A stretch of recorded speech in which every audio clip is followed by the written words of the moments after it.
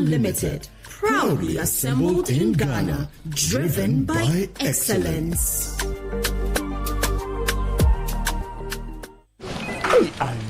Challenge these days, new level crowd.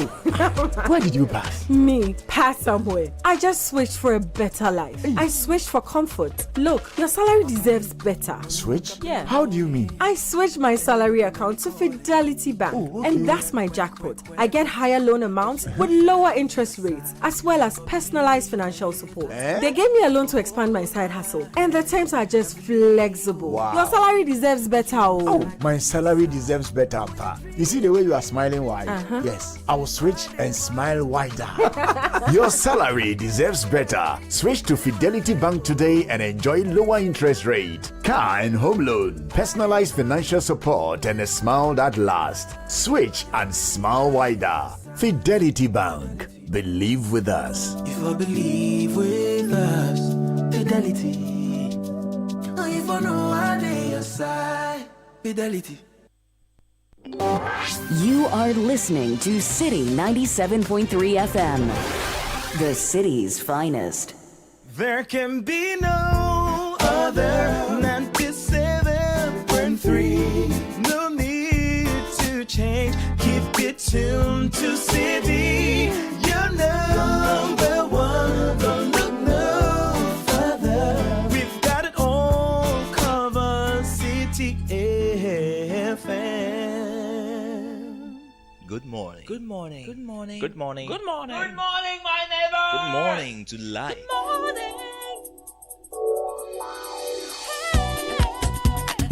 morning. Music. Talk. Inspiration. In perspective. Express yourself. Good morning, my neighbor. Citi FM, your station. It's a refreshing lifestyle. Citi FM 97.3.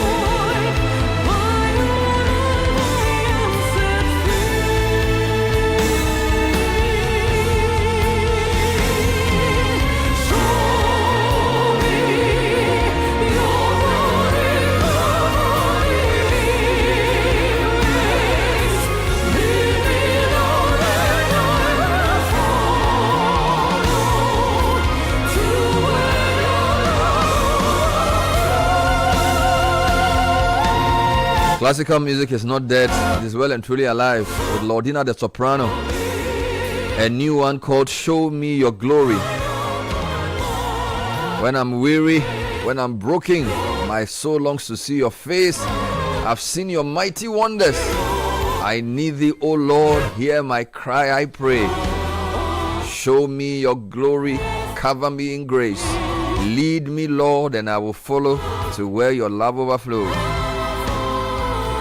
A great way to end April, a fantastic way to usher you into May. If you haven't heard of Lordina the soprano, Google her. One of Ghana's best kept secrets. The reinvention of classical music. Spirit-filled, anointed praise and worship. Lord, show me your glory as the month of April ends. You said I should arise and shine, for my light has come and the glory of God is risen upon me. So yes, I will arise, but you need to show me your glory. Let your grace shine upon me. Though I may not see you, all my hope is found in you. Lead me to where your love overflows. Shine upon my face. Your mercies rain down on me, Lord. This is our cry on 1st of May. The family consecration service is where we'll be gathered tomorrow, the 1st of May. Royal House Chapel International.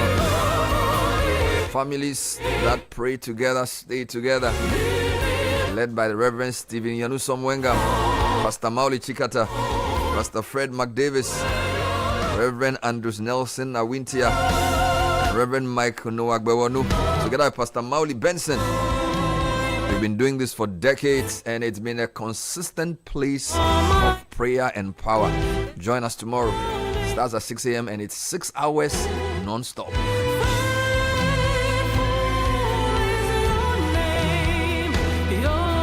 This one is not AI. This one is not AI. This one, Charlie. Original. This one is not AI. This one is Charlie. Yeah.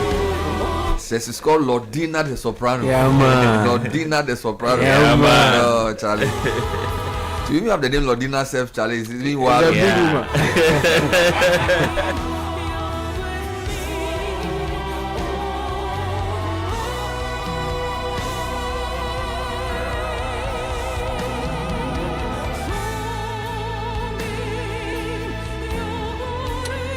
And so on that note, we bring you Business Sense with ABSA. No matter how nice your landlord is, nothing beats owning your own place. That's why we are helping you say yes to making it happen. With an ABSA mortgage, you can finance your dream home with flexible, tailored solutions. Get up to 5 million CDs with 5 to 15 years to pay back on a fixed interest rate. Yeah, we lock the interest rate in so you don't stress with the vicissitudes of many economies. Visit an ABSA branch today to apply for a mortgage from ABSA. Your story matters. ABSA. If you need a vehicle, a car, a pickup, a truck for personal or business or commercial use, talk to Zonda Tech today. Visit their showroom. They have a wide range of automobiles assembled right here in Ghana. From dependable light-duty trucks by Forland to world-class construction equipment from Shantui. Premium SUVs and pickups. Our vehicles are built to international standards, supporting Ghanaian jobs and driving our industrial future. We are proud to be associated with the news review segment here on the City Breakfast Show. As is Fidelity Bank, with lower interest rates, higher loan amounts, and personalized financial support, we're asking you to switch and smile wider. Contact us on 0800 003355 or visit fidelitybank.com.gh for more information. And with all we do, we need to pray for the nation. Another devastating story of a no-bed scourge. This time, a first-time soon-to-be mother dies at a hospital in Kasua because apparently there was no bed. And after struggling for 36 hours, this newly married woman gave up the ghost.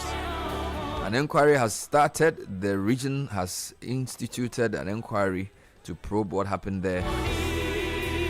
And I think that a couple of papers have it this morning. Yeah. I think the archives. What are they saying? Is it The archive newspaper, pregnant woman dies at Kaswa Hospital over lack of bed, family demands probe and justice. really tragic story indeed? It's a big thing. In fact, today we will be bringing you live coverage of the conversations under the baobab tree hosted by Presbyterian Boys Secondary School. I'll be moderating a conversation on this same thing. Right. So that's live on Channel 1 television, and it starts at exactly 6 p.m. We really need to get to the bottom of this crazy no-bed syndrome, which has become a scourge on our health sector. Stay with that paper. What else do you Okay, have? let me stay with that paper. Other headlines. Police intercept over 11,000 rounds of ammunition at Nkwanta barrier. And Volta MDCE signed 24-hour market deals today. And secondly, Takrady Assembly demands sanitation court to combat sanitation issues. The overseer also has the story of the pregnant woman.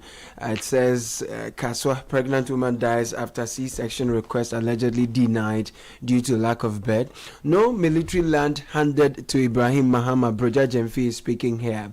Finance Minister touts economic recovery as Ghana begins IMF review. Gold board records 5.4 billion Ghana cedi surplus for 2025. Haruna Idrisu pays courtesy call on managing director of ADB, and on the gold board jewelry, it's hosted Boris Kujo at its Accra showroom, showcasing Ghanaian craftsmanship. The Daily Guide newspaper front page, Iyoko picks up ex-Gehawk boss. The story we found on page 3.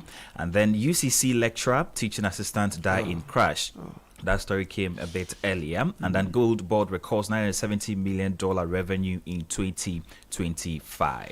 The Herald this morning, Adamus refutes ministry's illegal mining allegation, cites breach of due process and license revocation.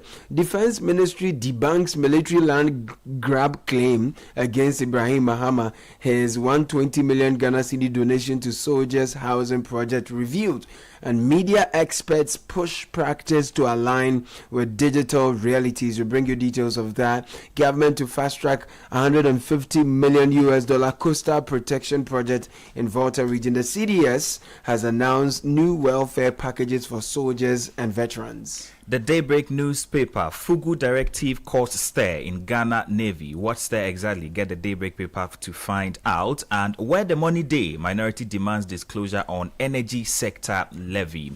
And NPRA records 22.6% pension assets surge. The Chronicle this morning, armed robbers on IGP Yohuno's radar, intelligence-led operations exposing miscreants. Kofi Jumah arrested again. Goldfields Ghana Foundation marks World Malaria Day with strong push against disease. All right, let me take you online. CitiNewsroom.com. Ghana can't industrialize without power and water. This is Prof. Dr. Nimoy Thompson. Also, Ghana needs policy shift beyond inflation targeting. This is the TUC. Both were on the point of view yesterday. Ghana's water sector, a jungle must be regulated. This is TUC's Dr. Kobina Otu. And then Ghana Health Service probes mother and child hospital over death of pregnant woman at Kaswa. In other headlines, minority condemns political persecution of Kofi Jumah, and Asidun Ketia suspends Northeast thank you tour over security concerns. Channel 1 News Online is leading with a few of the headlines. Lightwave secures order for substituted service on health minister in defamation case. Channel 1 TV market price barometer, fuel and transport signal rising pressure on prices. And then raw material export limiting Ghana's industrial growth according to the TUC. Meanwhile, Energy Ministry says Akosombo Dam is now operating at 70% capacity. So this is not bad at all. From the 30% is moving up. GNA boss calls for tech-driven journalism training reform.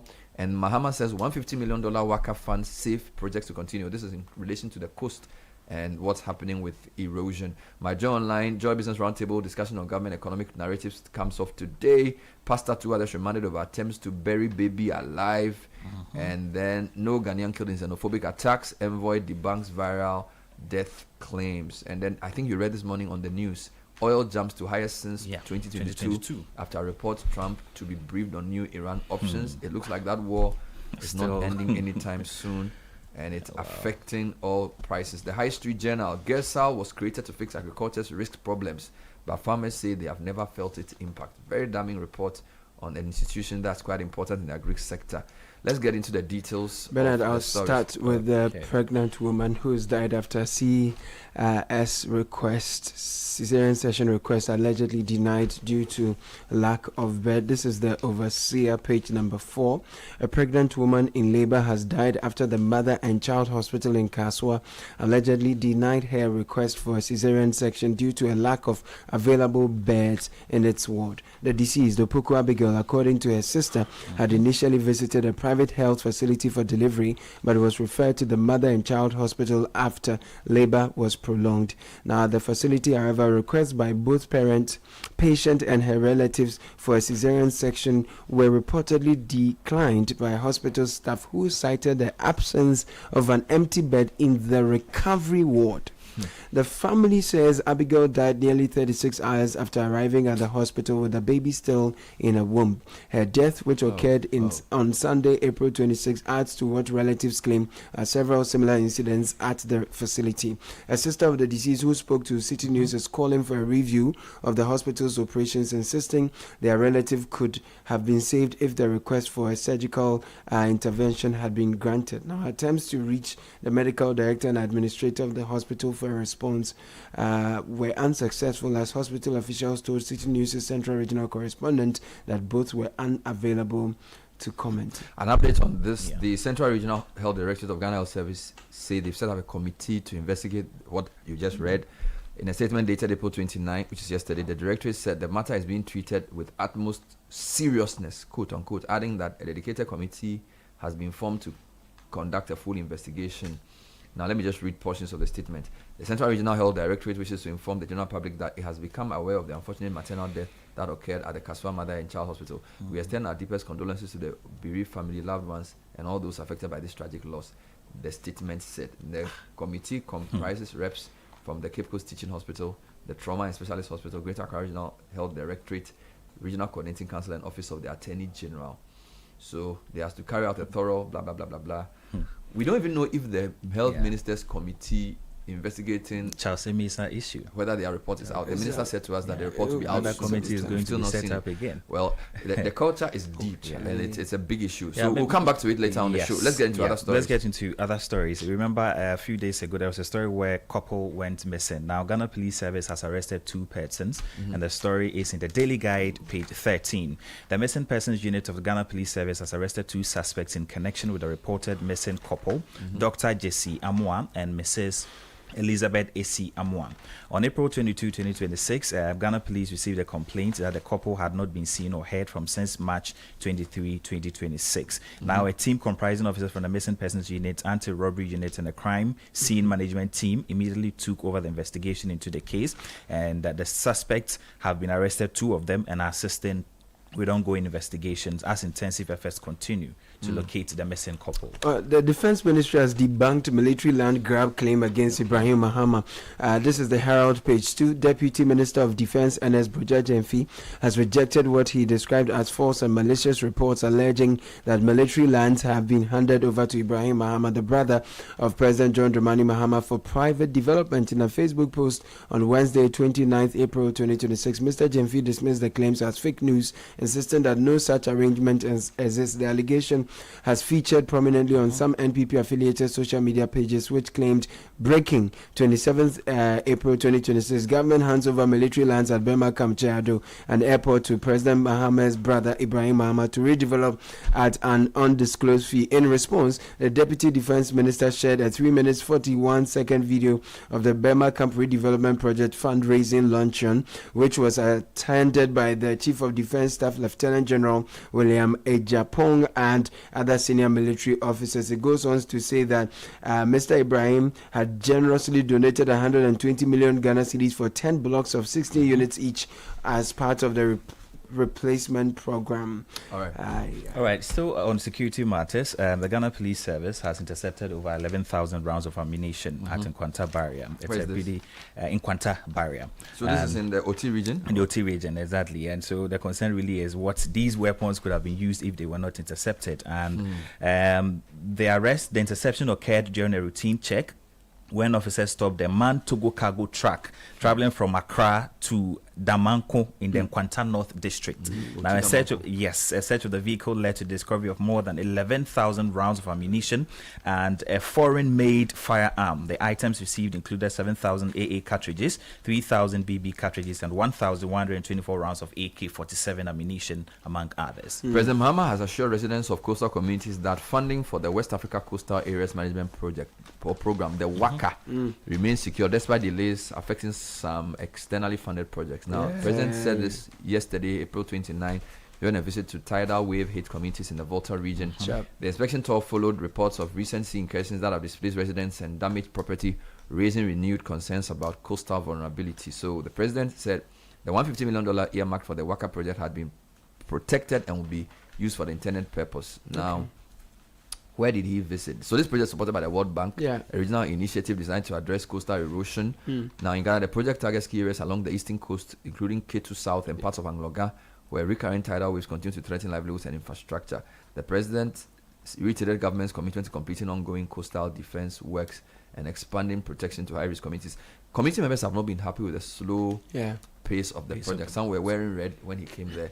Hopefully, the intention will be translated to serious action. Yeah, but at the Herald's angle of yesterday's conference, media experts push practice to align with digital realities. Chronicle says Africa's media houses face survival crisis. George Chumesi, Jennifer Ambule writes that Africa's ability to tell its own story is slipping, not for lack of talent or platforms, but because the media itself is running out of money to sustain independent journalism. That was the stark warning from ABN Holdings Chief Executive George Chumesi, who argued that the continent's narrative sovereignty is increasingly under threat as media organizations battle shrinking revenues and weak institutional backing. So that's the angle Chronicle took it from. The angle the Daybreak took it from, Samuel Atamensa, adapt or risk irrelevance in changing media space. Now, page 8, Executive Director of the Africa Media Bureau, Samuel Atamensa, has called for deliberate efforts to redefine Ghana's media landscape, stressing that industry conversations must move beyond analysis to actively shaping the future.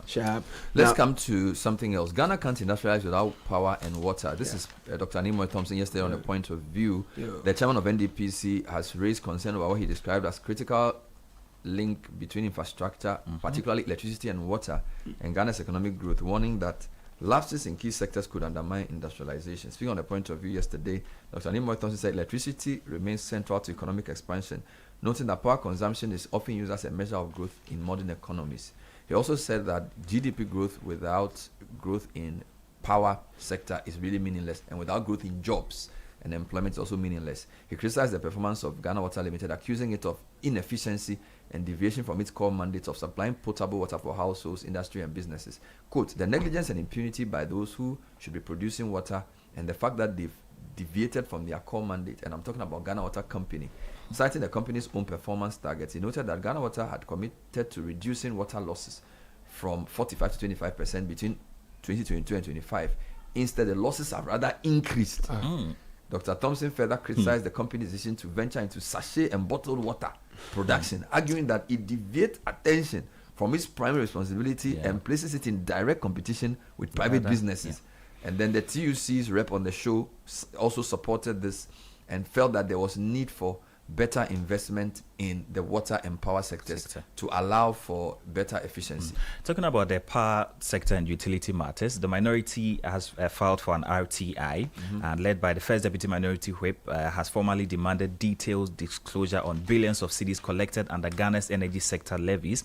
They are raising concerns about accountability and transparency, and that request is seeking for the government to give details on what the levies collected so far have been used for in solving the Meanwhile, challenges. we are told that the Akosombo Dam is now operating at 70% capacity. Don't forget there was a fire a few days ago which led to the full closure of the dam. Abigalata reports that now ECG electricity supply across Ghana is gradually stabilizing as engineers continue efforts to fully restore damaged generation units at the Akosombo Dam following recent disruption to the national grid.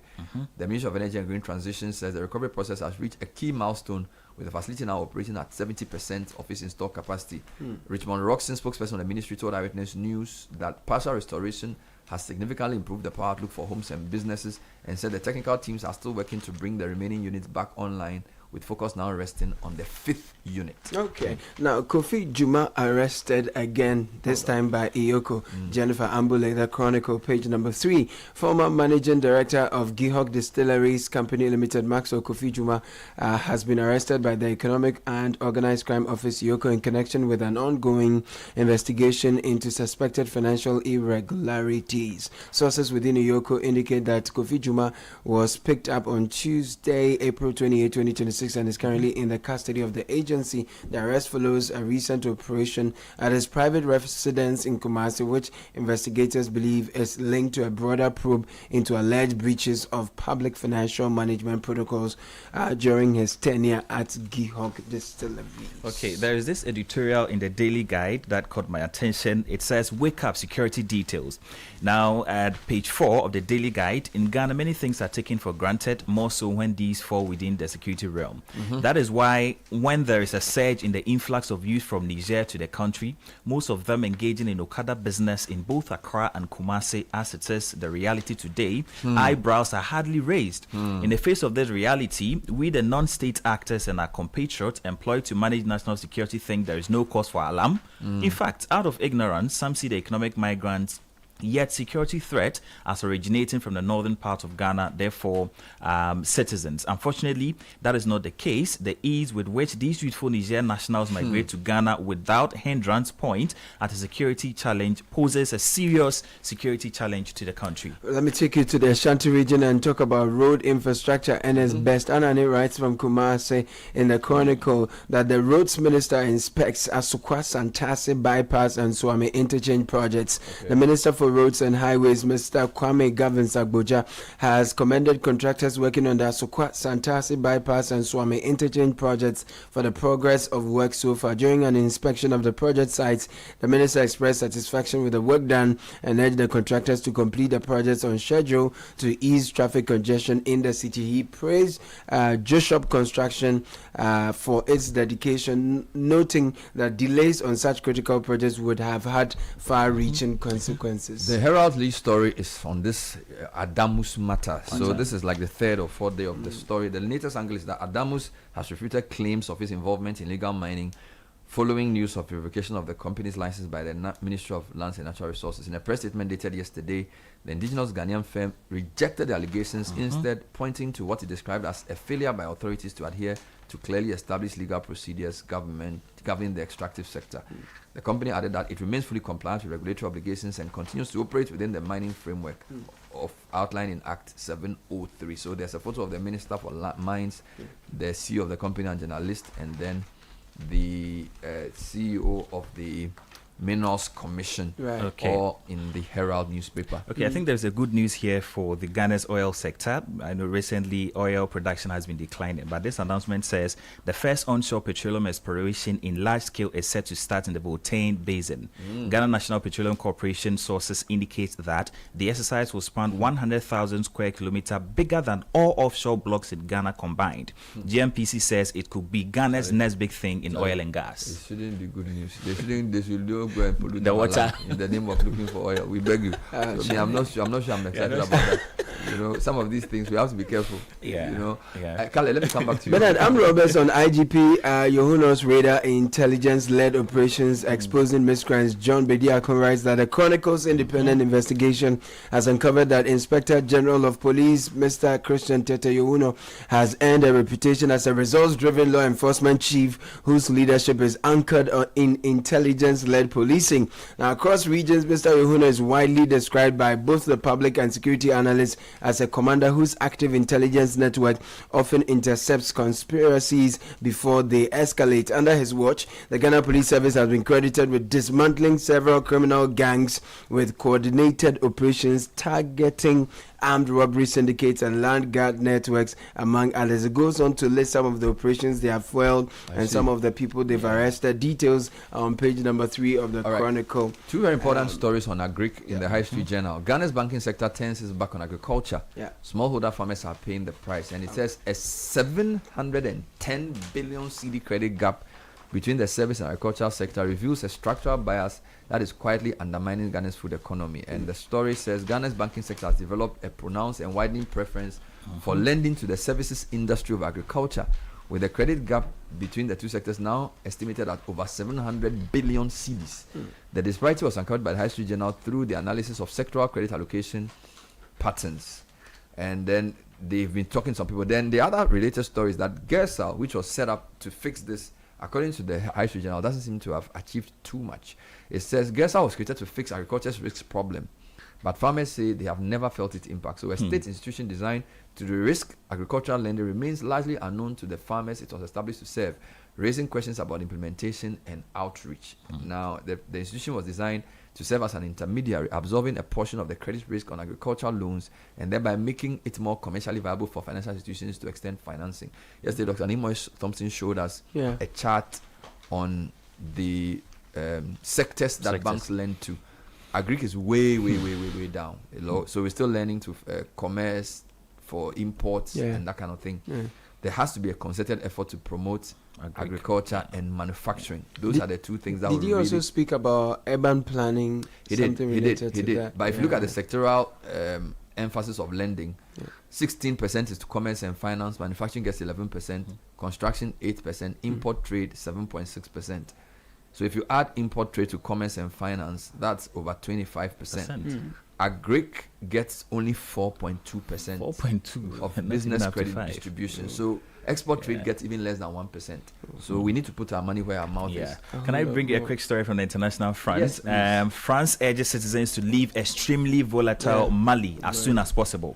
Now, France yesterday urged its nationals in Mali to leave as soon as possible, citing weakened attacks by jihadists and Tuareg separatists and an extremely volatile security situation. This is really sad. UK has also issued a similar advice.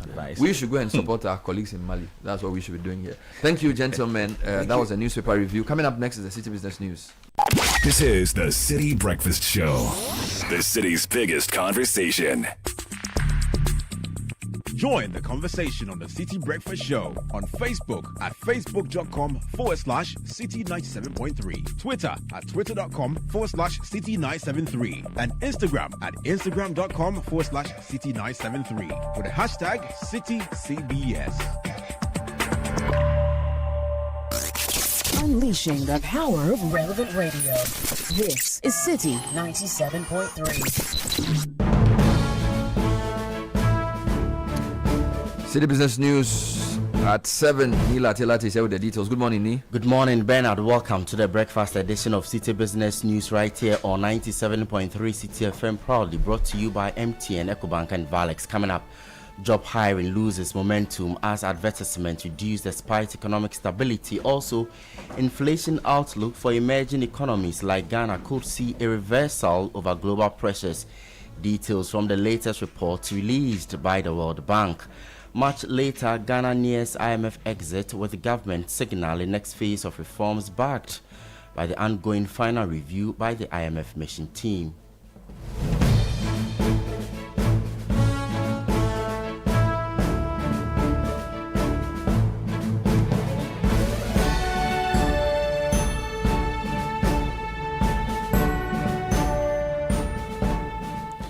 I am Ni Lati. Ghana's unemployment pressures remain pronounced, with new data suggesting that the recovery in the broader economy is yet to translate into meaningful job creation. Latest figures from the Bank of Ghana show that advertised job vacancies, a key proxy for labor demand, fell by 4.9% year-on-year. The decline, though modest on the surface, reinforces concerns that businesses are somewhat hesitant to expand their workforce even as inflation eases and macroeconomic conditions stabilize. On a month-on-month basis, job adverts dipped slightly by 1.0% from 3,276 recorded in January, pointing to subdued hiring momentum at the start of the year. In cumulative terms, total advertised vacancies for the first 2 months of 2026 stood at 6,520, broadly flat compared to 6,465 in the corresponding period of 2025. further evidence of a labor market that is largely stagnant rather than expanding. The data highlights a critical gap in Ghana's recovery trajectory, while key indicators such as inflation and exchange rate stability have improved. Businesses are yet to translate these gains into aggressive hiring. For many firms, the focus remains on consolidation, tight cost management, cautious expansion, and productivity improvement rather than increasing headcount. This suggests that unemployment risk could persist in the near term, particularly for new entrants into the labor market, unless stronger private sector growth and targeted job creation policies take hold. Emmanuel, upon with that business desk report, let's talk about inflation now, because inflation across emerging markets and developing economies, including Ghana, is expected to rise in 2026, driven largely by higher global energy prices and supply disruptions. That's according to the latest commodity markets outlook released by the World Bank. The report projects that consumer price inflation in emerging markets and developing economies will increase to about 5.1% in 2026, reversing earlier expectations that inflation would ease this year. Daniel Odromans has more in the following Business Desk report. According to the World Bank, the upward pressure on inflation is mainly linked to recent energy price shocks and geopolitical tensions, which are pushing up input costs across several sectors of the global economy. The report notes that rising costs of fuel and other essential commodities could filter through to a wide range of consumer goods, placing additional pressure on household budgets in developing economies. It further warns that inflationary pressures could intensify if disruptions in global energy markets persist. Under a scenario where oil prices rise sharply due to prolonged geopolitical tensions, inflation in emerging economies could climb to between 5.3 and 5.8% in 2026, one of the highest levels recorded in the past decade. Higher energy costs are expected to slow real income growth and weaken consumer demand in many emerging economies, while also raising operational costs for businesses. The World Bank notes that central banks in many developing economies may respond to rising inflation by maintaining tighter monetary policy, which could further affect borrowing costs and investment activity. The outlook highlights the vulnerability of emerging markets to global commodity shocks, particularly for economies that rely heavily on energy imports. Daniel Odromans' report. Meantime, industry players are expressing cautious optimism as inflation in the country's construction sector continues its steady decline. Data by the Ghana Statistical Service shows that year-on-year inflation in building costs slowed to 2.2%, down from 2.4% in February 2026, marking the 11th consecutive month of declining inflation in the sector. On a monthly basis, however, prices still edged up, with building input costs rising 0.8% between February and March 2026. Emmanuel Cherry is the CEO of the Chamber of Construction Industry. He's been speaking to Citi Business News about the impact. If investors are having confidence in the construction and the real estate sector of the country, that tells you that there are policies that the government has put in place which is inuring to the benefit of the. If inflation goes this way, that projects that indeed if I am budgeting or forecasting for my project, if cement price is 80 cedis, then which means within the period is going to remain 80 cedis or possibly a bit lower. So this one gives us a cushioning for us to be able to forecast as business entity or the real estate developers or engineers or contractors. So these are some of the outlooks that is very positive to the construction industry. You heard the CEO of the Chamber of Construction Industry, Emmanuel Cherry. This is still the breakfast edition of Citi Business News with me, Ni Latte. In more business stories this hour, the International Monetary Fund mission team is expected to meet key government officials today as part of the ongoing assessment of Ghana's economic program. This follows the official commencement of the 6th review of the country's $3 billion extended credit facility agreement. The review will, among other things, assess recent macroeconomic performance, including progress on fiscal consolidation, inflation trends, debt management, and structural reforms. It comes ahead of the program's expected conclusion in August 2026, following a technical extension. The exercise also takes place at a time when the IMF has expressed confidence in Ghana's economic outlook, citing stronger than expected performance under the program.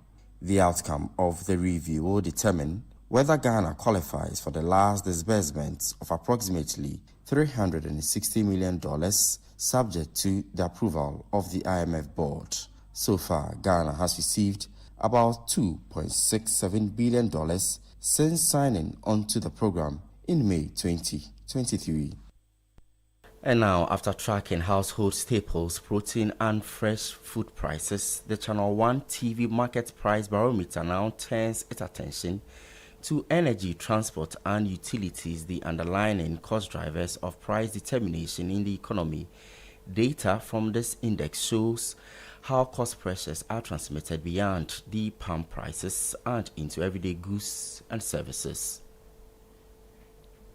According to the Channel 1 TV Market Price Barometer Energy, Transport and Utilities Index, the average market price of petrol is 13 cedis 27 pesos per litre, while diesel records an average market price of 16 cedis 10 pesos per litre. Liquefied petroleum gas records an average market price of 16 cedis 31 pesos per kilogram. Charcoal, a key alternative household energy source, records an average market price of 140 cedis per mini bag. The distribution of average market prices within the basket underscores a critical pattern. While pump prices remain relatively uniform, downstream costs, particularly transport fares and informal energy sources, are adjusting more fluidly. Diesel in particular remains a central cost anchor, given its role in logistics and commercial transport, effectively shaping how prices are passed through the value chain. At the same time, the sustained average price of charcoal points to continued reliance on alternative energy sources. Transport fares continues to reflect route-specific dynamics, with the average fare from Medina to Circle at 8 cedis, Ashaiman to Circle at 18 cedis, and Kaswa to Circle at 10 cedis. The data reinforces the role of energy and transport as a transmission channel for broader inflationary pressures. That was data compiled by Channel 1 TV Research Desk under the Channel 1 TV Market Price Barometer, tracking the pulse of prices in the capital, Accra. On the interbank market this morning, the dollar is trading at 11 cedis 8 pesos, the British pound at 14 cedis 97 pesos. That of the euro could be sold to you at 12 cedis 98 pesos. And that's our package for today. These stories and more available on our website, citynewsroom.com/business. I am Neil Lati. Do have a good business day. The other day, I visited Kweku at his spunky new office to congratulate him on opening his business. And man, was I impressed. The business is just moving quick. The sales, customers, everything is just working seamlessly. The secret? He said, it's MTN Business Broadband. In this fast-paced environment, we need fast and reliable internet to support all business types. No laggy online meetings, great download and upload speeds, impeccable business management systems, all inclusive. I mean, you can have it all. Shout! I signed on immediately. To enable your business stay ahead and stay connected, make sure you're signed on to the best internet made just for businesses. MTN Business Broadband. Sign up today on broadband.mtn.com.gh and manage your account on my MTN app. Call 0244 308 111 for more information. MTN. Hello, my name is Wakadri, and I'm a man of many voices. Some people fall for Pamela. Good afternoon, this is Pamela. We're revalidating some mobile app accounts. Kindly confirm your details. Oh, my other victims who think I'm calling from. Hello, customer experience here. Your account has been blocked. Please provide your PIN so we can reactivate it immediately. Others panic and fall for that one. Dear customer, click the link in the SMS we just sent you to upgrade to your ATM services. My favorites are the ones who click first and think later. Hey, Roddy. Be honest. Like play, you could also fall for this. Stay safe. Remember, EcoBank will never call, email, or send an SMS asking for your PIN, OTP, bank card, or Ghana card details. Pay attention to detail. EcoBank, the Pan-African Bank. The City Breakfast Show. Rise above the noise. L to the L to the L to the L. Hey.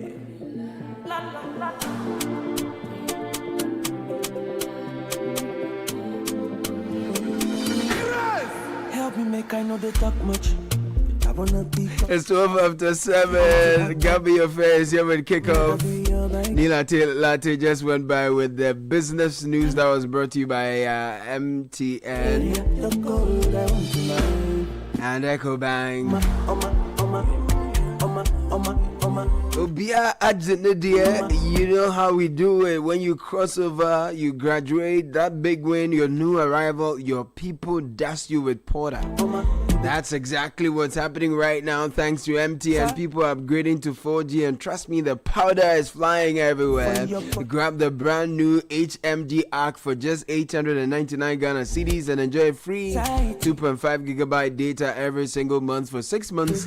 New phone, fast 4G, nice pictures, free data, more social media every month. Also, Kojiwo dear before they say it's left with only you. Visit any MTN service center and dealer shops nationwide to grab your HMD Arc today. Kickoff is brought to you by Polytank and Lesheho. Have you gotten your Polytank Sumo Super yet? Visit any Polytank outlet today, ask for Sumo Super, and you will save over 1,000 Ghana cedis. Polytank is the original. Go for Sumo Super. It's designed to last. It gives you peace of mind for your home, your project, or your business. Always the best. Papa Nono and Kasa. Polytank does not request for Momo payments online. The Shell Savings and Loans has great news for you. Fala season is on from now until the 30th of April 2026. Interest rates have been reduced further just for you. Apply for a loan today to sort out all your needs at the best rates on the market. Fala season Ankasa. Just WhatsApp or call now on 02700 40799 now. Always remember terms and conditions apply. Let's improve life. And before Gabby comes in, oh no, he's wearing a new shoe by the way for the World Cup Central program. Tomorrow you should watch him on Channel 1. What's the time again? 324? Yes. Yeah, we'll get a white shot, right? So you can see your new Willie. Challenge progress. Yeah, we'll progress.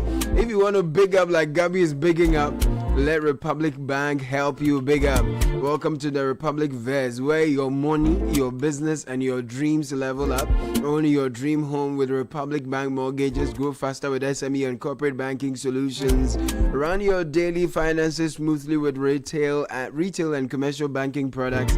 Build wealth with investment and trust management. Pay anywhere, anytime with Republic Visa credit or debit cards. Whether you're starting out, scaling up, or stepping into what's next, Republic Verse gives you the power to do more and shine brighter. So call us now. Toll free number 0800 414 414. WhatsApp at 0546 414 414. Step into the Republic Verse. Republic Bank. We're the one for you. Gabby Affairs here. Hey guys.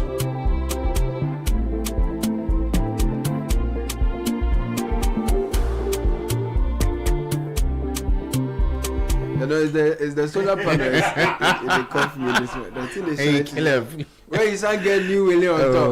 Why are you doing this? No, so you are getting another one for the World Cup too. Which one? Hey, Charlie. No, man. Charlie, you play the kickoff. Let's go. If so, you kick off with the new shoe. Kick off.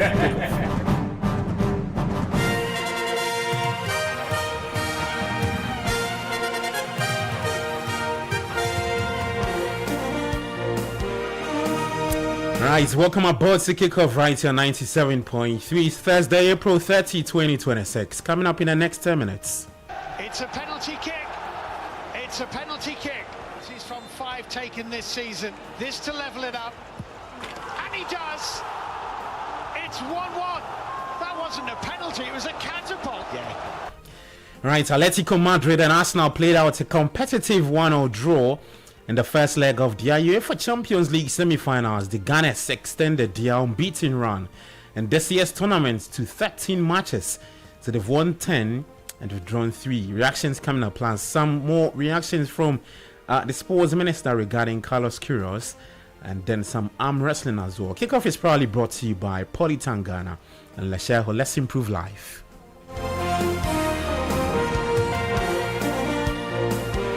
Alright, I'm Gabia. Let's begin with women's football. And Ghana's Black Queens will begin their quest for a place at the Los Angeles 2028 Olympic Games in the second round of the African qualifiers, where the team is set to face the winner of the first round tie between Mauritius and Djibouti. Now, CAF confirmed the preliminary schedule for the women's Olympic football qualifiers, with Ghana earning a bye from the opening round due to a superior ranking on the continent. This means the Black Queens will avoid the first hurdle and wait to meet either Mauritius or Djibouti in round 2 of the qualification series, scheduled to take place from October 5 to October 13, 2026. Well, away from that, Ghana is set to receive a $12.5 million for just being in the World Cup. This comes after FIFA confirmed that nearly $900 million will be shared among the 48 teams competing at the expanded tournament. Now, speaking ahead of the tournament, FIFA President Gianni Infantino says the governing body's strong financial position has made it possible to reinvest more into the game. The revenues are above expectations, and this allows us to do two things. One is, of course, to increase our investments in football development, and the other one is the decision that we took today, which is increasing the preparation money, the contributions for the member associations, and we did it for over 100 million, 112 million more, which will be at the disposal of our member associations to help them prepare for the tournament, participate in the tournament in the best possible conditions. So we are now at almost 900 million all in all for the participating 48 countries. All right, so that's Gianni Infantino, FIFA president. Now, staying with the Black Stars, and former defender Daniel Parry believes Ghana have what it takes to shock the world at the upcoming FIFA World Cup, despite being drawn in a difficult group alongside Panama, England, and Croatia. It's going to be difficult, but trust me, this football, anything can happen. Like I said, me, I really believe in these boys. Like, the talent, there is no doubt. So they can go out there and really make things happen. They can surprise. Like, people will really, look down, they will really surprise you. Yeah. Sometimes it takes an individual to change the whole game. So if they keep up to that mentality, like, we are here to play, we are here to win, we are here to build ourselves for the future, with that one spirit, I think that they are capable of doing anything. All right, so that's former Black Stars defender Daniel Parry speaking to Joy Sports.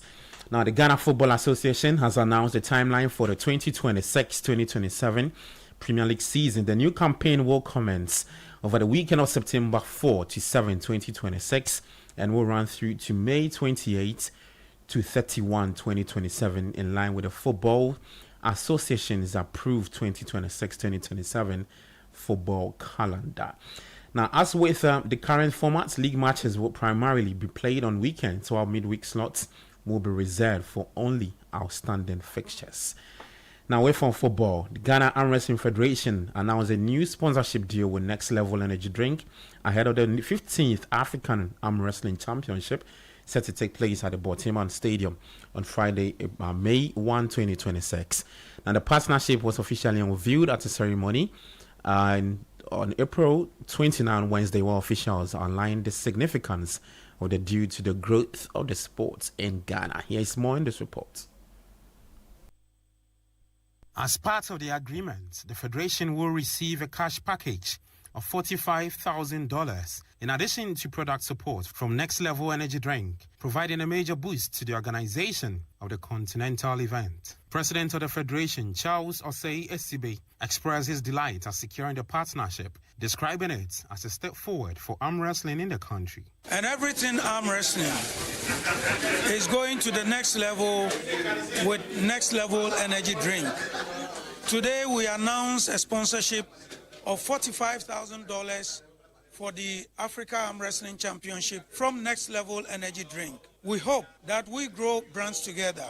We pray that beyond the sponsorship for this championship, we will go to the next level with next level energy drink. The African Arm Wrestling Championship is expected to attract top athletes from across the continent, with Ghana positioning itself as a key hub for the sports development in Africa. The Botiman Sports Complex, which has hosted several major sporting events in recent times, will serve as the venue for the championship, as organizers aim to deliver a highly competitive and successful tournament. Chairman of the local organizing committee for the event, Dr. Kofi Jumah, has been outlining the challenges the federation has overcome and the progress made to reach its current level. And if you meet obstacles, it is a way God is teaching you. And look at it and see some results or success in it. Mr. President was talking about the fact that Ghana Arm Wrestling Federation is 10 years old and we've gone through challenges, sinusoidal movements, etc. But I think we have learned great lessons from all the challenges that we went through. And today, if we have been able to build a brand to this status, attracting corporate Ghana, corporate Africa, corporate world, then it means every obstacle is a part. All right, so that's Dr. Kofi Jumah. He's the chairman of the local organizing committee for the 15th African Arm Wrestling Championship. And then that report. Now, Tom Saintfiet has stepped down as head coach of Mali national football team after a 2-year spell in charge. The 53-year-old Belgian announced his departure on Wednesday night via post on Instagram. Now, during his tenure, Saintfiet recorded just 2 defeats in 17 competitive matches, underlining a solid run form with the Eagles. Across both competitive and friendly matches, he registered 9 wins, 8 draws, and 3 defeats. He also guided Mali to a quarter-final finish at the 2025 African Cup of Nations. Now let's get to the UEFA Champions League. And last night, Arsenal and Atletico Madrid scored a penalty each in an incident-packed first leg draw that leaves their Champions League semi-final in the balance. Victor Gyökeres won and scored a spot kick for the visitors just 1 minute before the break after he went down the challenge from David Hanko. And then Julian Alvarez leveled the score 11 minutes into the second half with a penalty awarded following a video assistant referee review. Let's get some reactions we hear from Arsenal's Mikel Arteta. It should be, and what a pleasure, what a privilege to play in such a beautiful atmosphere. I mean, the energy that they create here, it's something else. We knew how tough it was going to be. I think we had some very, very good periods, and a game that we proposed, I wanted to play. We went ahead in the scoreline, and then it's a shame the way we concede the penalty. But with the rules and how UEFA and the Champions League has given those penalties, I accept it. What I don't accept, and I think for me is something that I'm fuming. We are all as a club, is what happened with the penalty of Eps and how it gets overturned. In my opinion, at this level, is unacceptable because it changes the course of the time. Mikel Arteta is Arsenal boss. Now let's hear from Atletico Madrid's Johnny Cardoso. We know since the beginning that will be a tough game, so we are ready for win the duels, for play as much as we can with the ball to control the game, and we know since the beginning that will be tough. So the idea was to come off the blocks at the beginning of the game, just go for it in the way that you did against Spurs and Real Madrid and Barcelona. But after 10-15 minutes, it felt like Arsenal took the sting out of you a little bit, no? Yeah, also I felt the same thing, but I thought in the second half we go out a little bit better with more intensity, controlling the game and finding some opportunities to score a goal. But it's hard. Semi-final games against Arsenal is a big team, so it's always hard, but we need to keep going. In fact, if you think... All right, so that's Atletico Madrid's midfielder Johnny Cardoso speaking after a 1-0 draw against Arsenal. Well, not so good news for Paris Saint-Germain fullback because Achraf Hakimi has been ruled out for the next few weeks after suffering an injury during his team's dramatic win against Bayern Munich in the Champions League. But later tonight, Braga will take on Freiburg at 7 p.m. Nottingham Forest up against Aston Villa in the Europa League. And then for the Conference League semi-finals, there's Rayo Vallecano up against Strasbourg. Shakhtar Donetsk will take on Crystal Palace at 7 p.m. in the UEFA Champions League. Now, before we go to boxing, and Tyson Fury could take an interim bout before boxing Anthony Joshua later this year.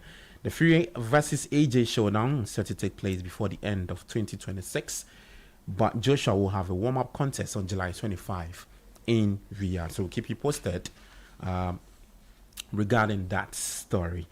Well, that's the very latest in the world of sports. For more, you can head to citysportsonline.com and on X at City Sports GHA. Kickoff is proudly brought to you by Polytangana.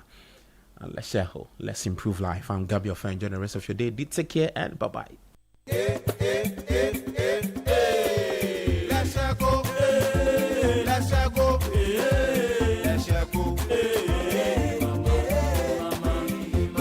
If you need unique services, innovative financial solutions, we deliver on our promise, cause we are number one.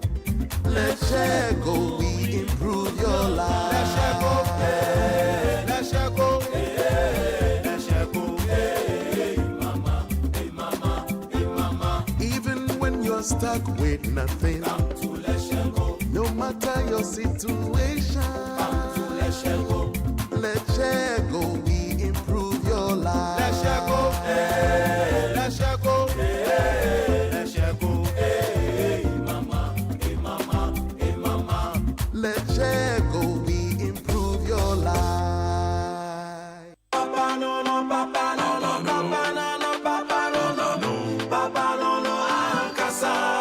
Polytech is everywhere, durable and authentic. Stronger brand you can trust. Polytech, we get some more Rambo and get some more super. And the Polytech we did. Polytech, papa no no, papa no no, papa no no, papa no no, papa no no, Ankasa. Polytech, the original, always the best. Dear business owner, congrats on not giving up on your business. You deserve a medal, and your business deserves to be taken to the next level. In fact, it's about time you run a Zenith Bank SME account so you and your business can enjoy the perks of the Zenith SME Business Card. Oga and Oga Madam status. The Zenith SME Business Card is a Visa debit card for making secure payments for goods and services. Enjoy great benefits such as free customized digital SME training, free marketing toolkits, access to Visa practical skills training, and more. Unlock the potential of your business today. Visit any Zenith Bank branch nationwide and sign up for the Zenith SME Business Card, the ultimate payment solution for SMEs. For more information, visit www.zenithbank.com.gh or call 0302 680-884 or 0307-086-370. Zenith Bank, in your best interests. Everybody is a winner in the Ungalicious Abiwa promo. Over 4 million worth of cash and prizes to be won. Just look out for the special Ungalicious promo packs. Submit 20 Unga powder promo sachets and 20 Unga shrimp tablets promo wrappers at any Unga redemption center near you and receive your scratch card. Scratch to review your unique code. Send to *713*27# and win instantly. Cash prizes up to 200,000 Ghana cedis, deep freezers, smart TVs, kitchen appliances, and more. Promo runs from 15th April to 15th July 2026. Hurry, don't miss it. Terms and conditions apply. This advert is FDA approved. Momo. It has made life happen in lots of good ways. Mr. Kwanzaa, Mensaka insurance claim no. It has put together beautiful weddings. It has filled the bellies of boys at their favorite watchy joint. My guy, stop. Who they chop cancel these days? It has made millions of businesses possible. Mensaka no. We are back in business. With just a few taps, money moves faster, easier, and safer. Momo understands the weight of your trust in us. We continuously enhance security with features like self-paying research to help you protect your money. Momo will only call you with 0244 300,000. No MTN or Momo staff will call or ask for your PIN or one-time password. Do not transfer funds to anyone whose identity you have not verified. Do not approve any prompts you have not initiated. Momo, still Munsaka. Bold colors, bold patterns, bold choices. Bold since 1966. Through every decade, every celebration, every woman, every story. For 60 years, GTP is still the first choice. Today, we are more than fabric. We are Fashion. 60 years bold, because bold never gets old, gets retold, and stays gold. Get the GTP at 60th Anniversary Collection today from any accredited GTP distributor nationwide or from our retail shop in Osu and online at shop.gtpfashion.com and celebrate bold colors, bold patterns, and bold women. GTP. Life styled.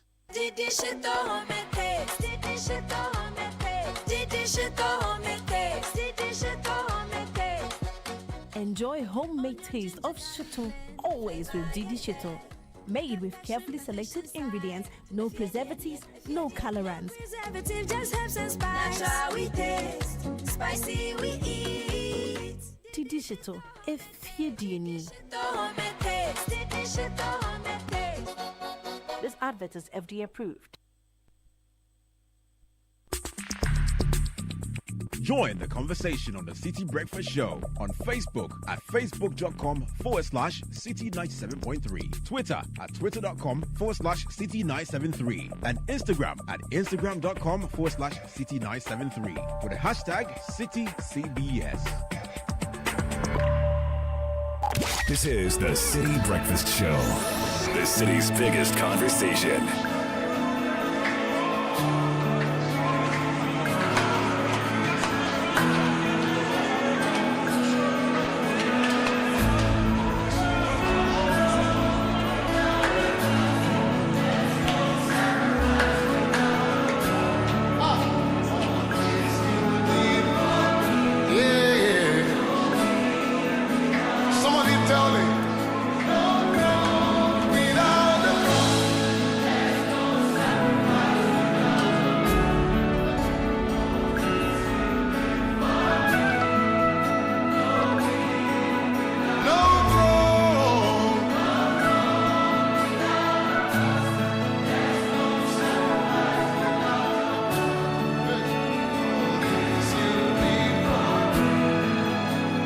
Somebody just rub your hands around you and just bask in this revelation.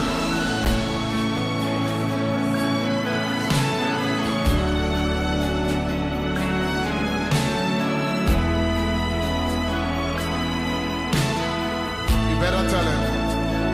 No throne without the cross. There'll be no sacrifice without your blood. All these you did for me. Lift it up. No throne without the cross.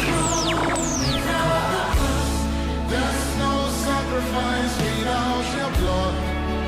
All these you did for me. No me without you. Say no throne without the cross. There's no sacrifice without all this you did for me. Can you lift it up? Lift your hands and tell him, no throne without the cross. There's no sacrifice. I told you last song. All these you did for me. No me without you. You better tell him, no throne without the cross. There's no sacrifice. All this you did for me. No me without you, Jesus. Say no throne without the cross. There's no sacrifice without your blood. All this you did. No me without you. Hey, say no throne without the cross. There's no sacrifice without you.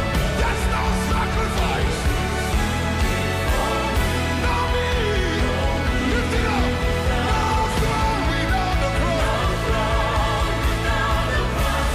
There's no sacrifice without your blood. Hey, all this you did for me. No me.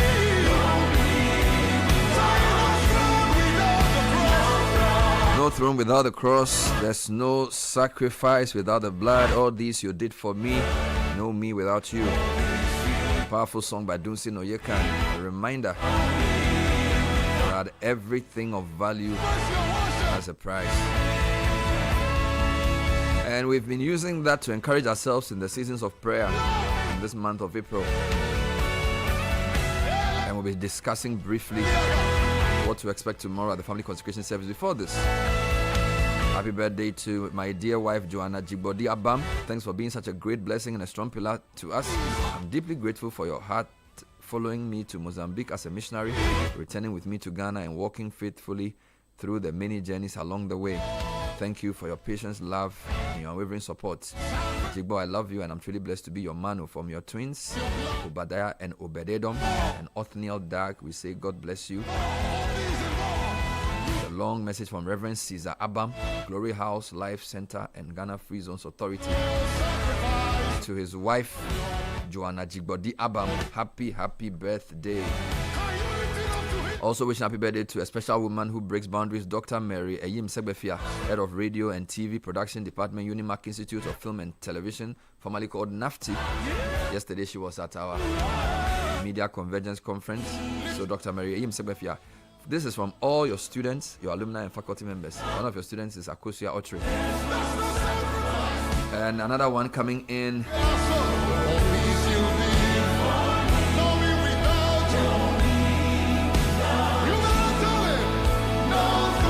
So actually, this message,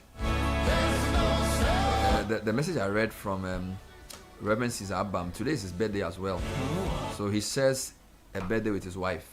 Nice. So yeah, so Reverend Caesar Abam of Glory Hope Life Center shares a birthday with his wife Joanna Jigbodi Abam. Happy birthday to Rosetta Mami Ekua Dazi Anderson, who is a regular listener of the City Breakfast Show, and to Egbenya Alexis Ekwekemi. Egbenya Alexis Ekwekemi. Yes. Is that your surname or your first name? No, it will be a middle name. Ekwekemi. So like he's forgiven us. Yeah, so Egbenya is his name, surname or something. Egbenya Alexis Ekwekemi. Nice name. Very nice name. Yeah. Happy birthday to Ofei. Caleb, what is Ofei's full name? Nana Ofei, right? He's a national service person here at Channel 1 Television. Right, yes. Yeah, today is a birthday he celebrates with a lot of people actually. So happy birthday to Hannah Tele Abrahams Apia. Hannah Tele Abrahams Apia. And this is one of my favorite Dunsin Oyokan songs. Yeah, it's a very powerful song. And so Hannah Tele Abrahams Apia is author of a number of books, and Hannah does a campus ministry, and sometimes she comes on Channel 1 Television's programs. So Hannah Tele Abrahams Apia, happy birthday to you. Keep doing all the great things you do, mentoring our students in the secondary schools. Today is really a popular day for birthdays. It's also the birthday of Eko Kumsin. Oh, Eko Kumsin. Yeah, okay. And my very good friend Daryl Mauto Abraham of Tap Tap Send, right. aka Yellow. Today is his birthday. Today's Yellow. Yellow. Yes, happy birthday to you. He's my brother from another mother. I'm telling you, happy birthday to you, Yellow.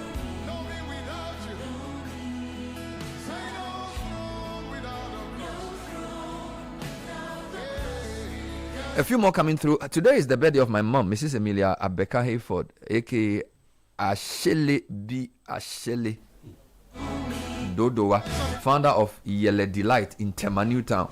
The good Lord Ashele Dodowa. Yes, and she's the founder Yele of Delight in Tema. So that sounds like something yummy. Yeah. May the Lord continue to bless and strengthen you. Her resilience, faith, and entrepreneurial spirit built more than a business. She built a legacy that feeds families and inspires communities. Please join me in wishing her long life, good health, and unlimited joy. Mother for all, from myself, Frank, your Chocho Mucho, Roberta Becca Hayford, and the new addition to the family, Papa Jude. Happy birthday to Mr. Stephen Abankwa of PCG Canaan. This is PCG Canaan Congregation, Alajo North, Accra, from your wife, the boys, as well as Mr. Harrison Ado, who is the choir master of the church.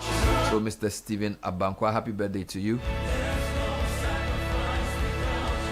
Pastor Mauli Shikata is here to tell us why tomorrow is going to be a special day. Did you know that this will be the 20th edition yes, of the family consecration service. Yes. And guess what? I was at the first edition. And you'll be at the 20th edition. I'm telling you. By the grace of God. It's been amazing how a family has been built around an idea that morning devotion.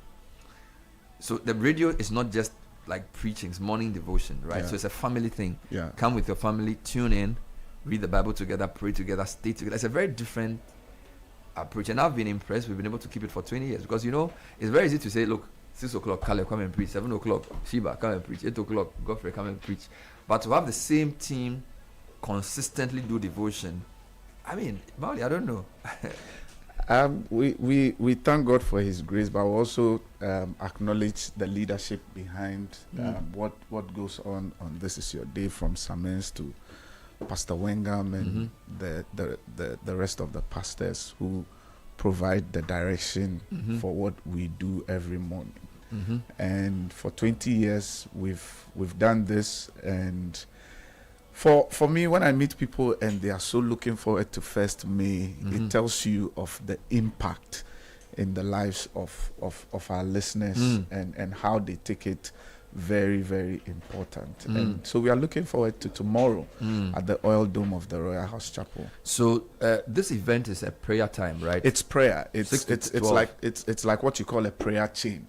So prayer, worship, prayer, worship, prayer, worship. There's no preaching. It's prayer focused. But sometimes you invite some musicians. Yes, for praise and worship. Okay. Yes, but this year we are dealing with in-house. Are you starting at 6 exactly? Yes, we start at 6 a.m. So you're not saying people should leave their house at 6? No. They should get there at 6? You should get there by 5:30 because we start at 6. Right. Yes. How do they get to? And usually, even by 4:30, the place is packed. So before... Oh, very early in the morning. Yes, very early in the morning. The place is packed. How can people get to the venue? So, Obechebi Lamte Runabout, the Oil Dome is at the Obechebi Lamte Runabout. That also has an overpass there. If you're coming in from Circle, which is the easiest, when you get to Circle, you're going to Kaneshi.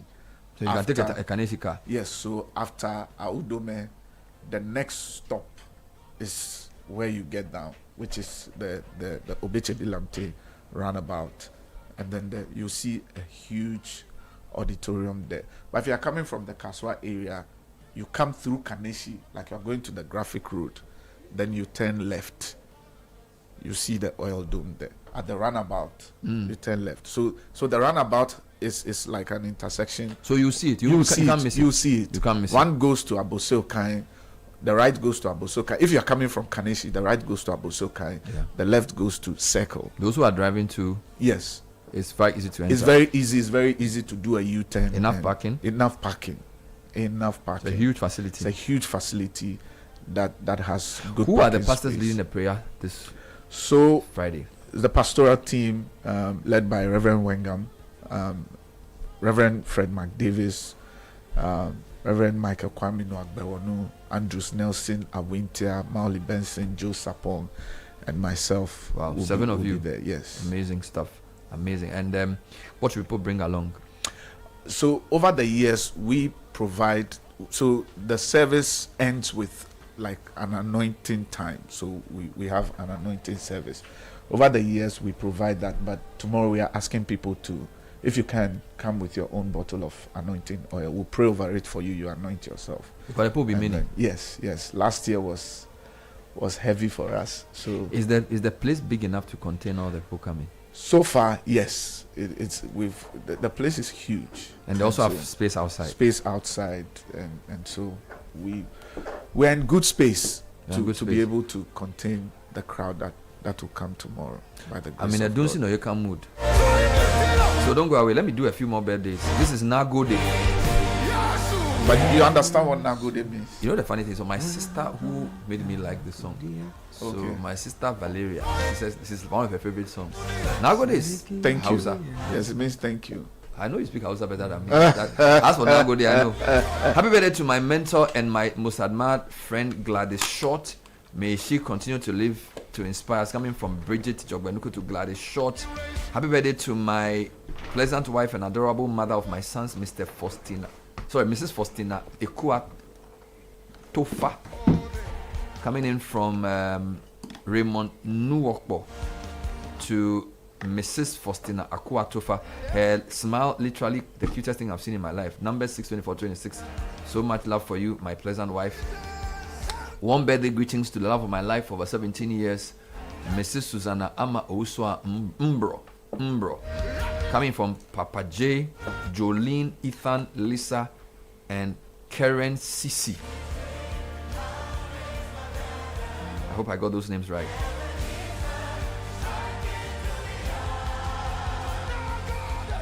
Happy birthday to Kojo Enyonyam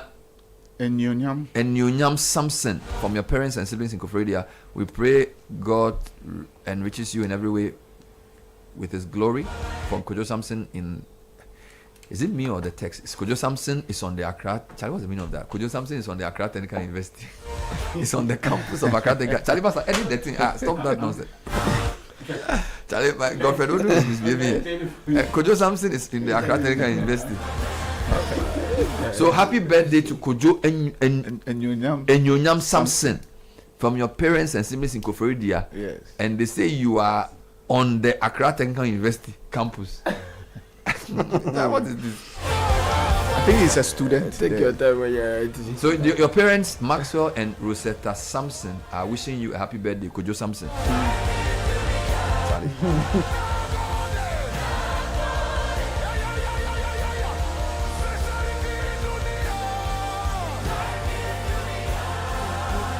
Good morning, Bernard. Ask Pastor Mauli about traffic management for tomorrow's event. Yes, so tomorrow Ghana Police Service will be around. We also have the ambulance service around. So traffic service will be very well coordinated by the Ghana Police Service. So you don't have a problem at all. Okay, yes. Okay. Oh, so apparently Ashele means she bears the same name with their mother. Okay, Ashele. Okay. I see. Ashele. Me, the other nickname is the one I like. They say Yele something. Let me say happy birthday to my very good friend Kojo Dapa. Kojo Dapa, I've known him for many years. We used to go to the same primary school, and now we are parents of kids in the same school. So Kojo is coming from your wife and from the rest of us. Yeah, Kojo Dapa. I don't even know where he works these days. You know, these days people's work. It's just funny. I'm the only person who has worked for the same company among my circle of friends for 21 years. Most people I know, every 5 years they change. So as for me, when you're looking for me, you know where to find me. That's the problem. So, like you can mention, I know you used to work in First FNB Bank. First National. Yeah, one of the banks. But you know, these banks, the guys, they are good, so they move. Yeah. So, please, Mrs. Dapa, where does your husband work now? Because he used to be at FMB, or is it FMB Bank? But I don't know if he's still there. But he's a banker, a proper banker. Kojo Dapa, happy birthday to you. Live long, prosper.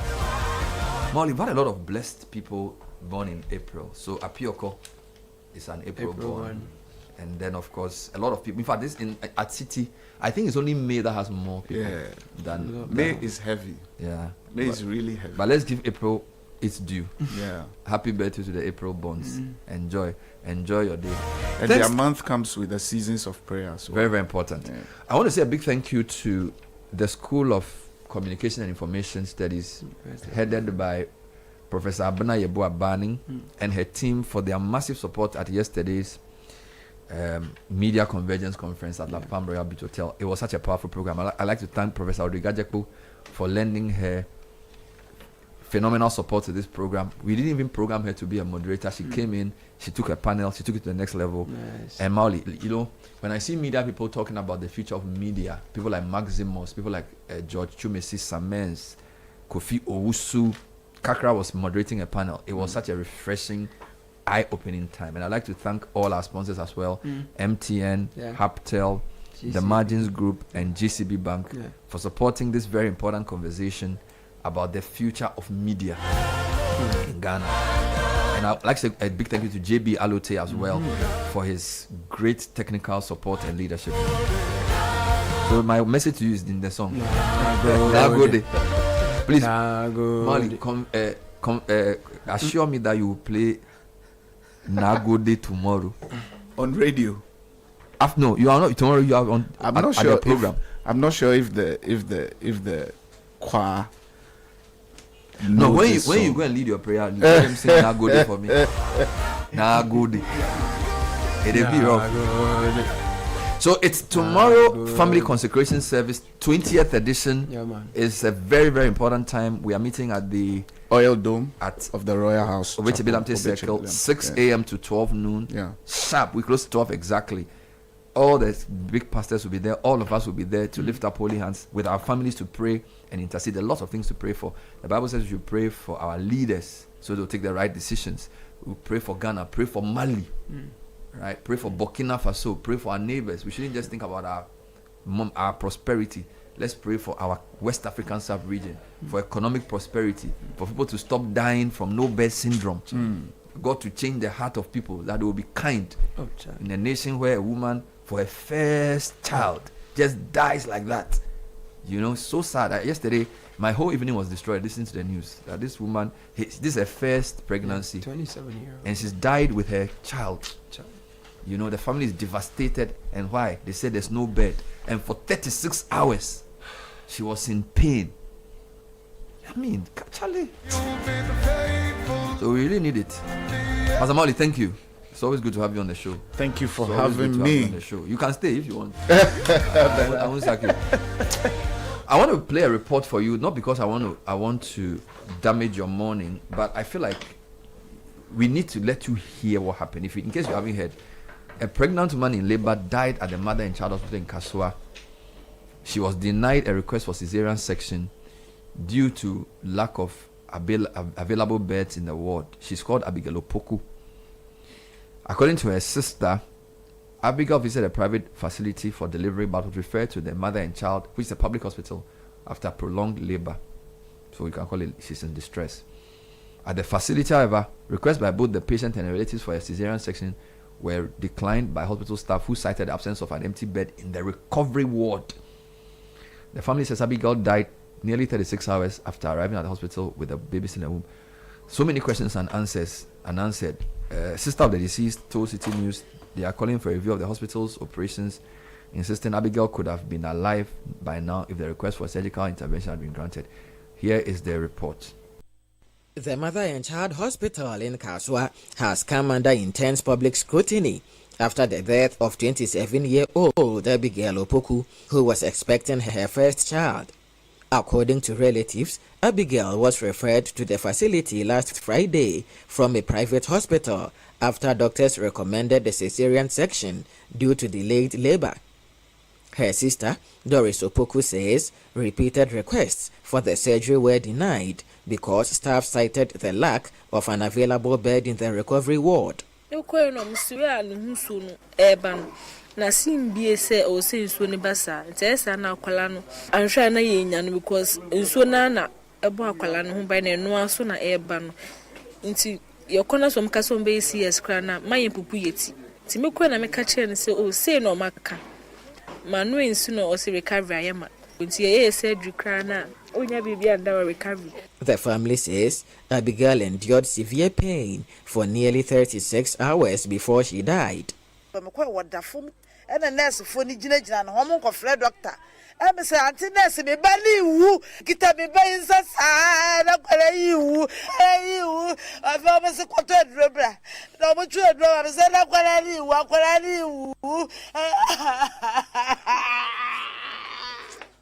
Relatives insist her death could have been prevented and are demanding a full-scale investigation into the circumstances. You call bed 2 before 3 a.m.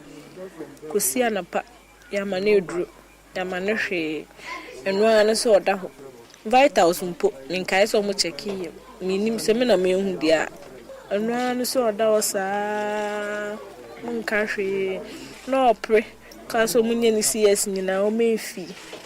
The incident has since sparked wider public concern, with calls for accountability from health professionals and a broader review of care standards in public hospitals within the Kasua enclave.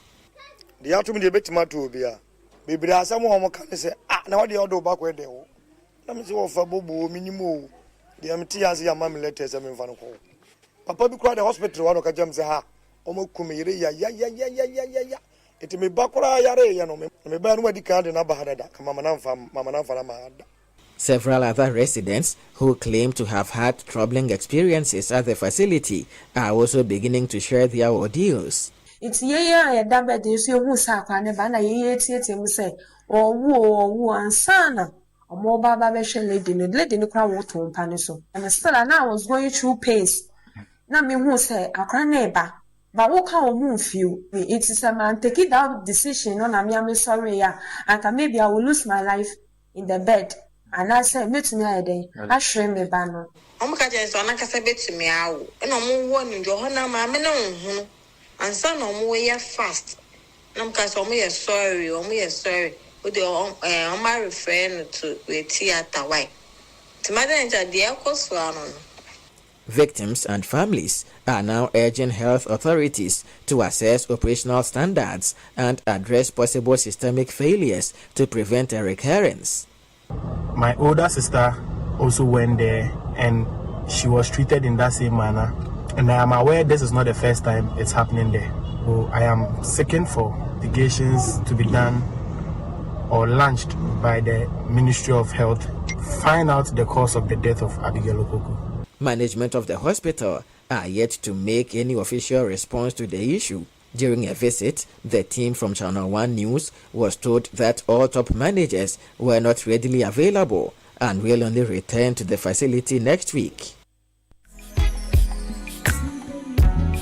So that report by our Central Regional correspondent, the Central Regional Health District has set up a committee to investigate what has just happened. You heard the report filed by Kwesi what is his name? Kwesi Ado, and it included other people who say they had suffered poor treatment at the same facility. So that we do not know when the committee will finish its work.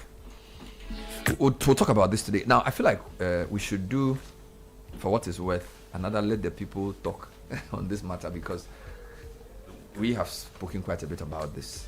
All right. And sometimes the experience of people with hospitals being shared by the people themselves will help the authorities see the seriousness of the situation through the voices of the citizens themselves. So if you have an experience at the hospital, just let us know. We just want to know, right? In this particular instance, a number of people are saying that hospital has not treated them well.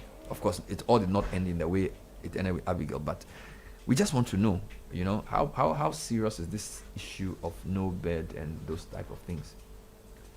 Incidentally, we are hosting a program this evening to discuss the same issue.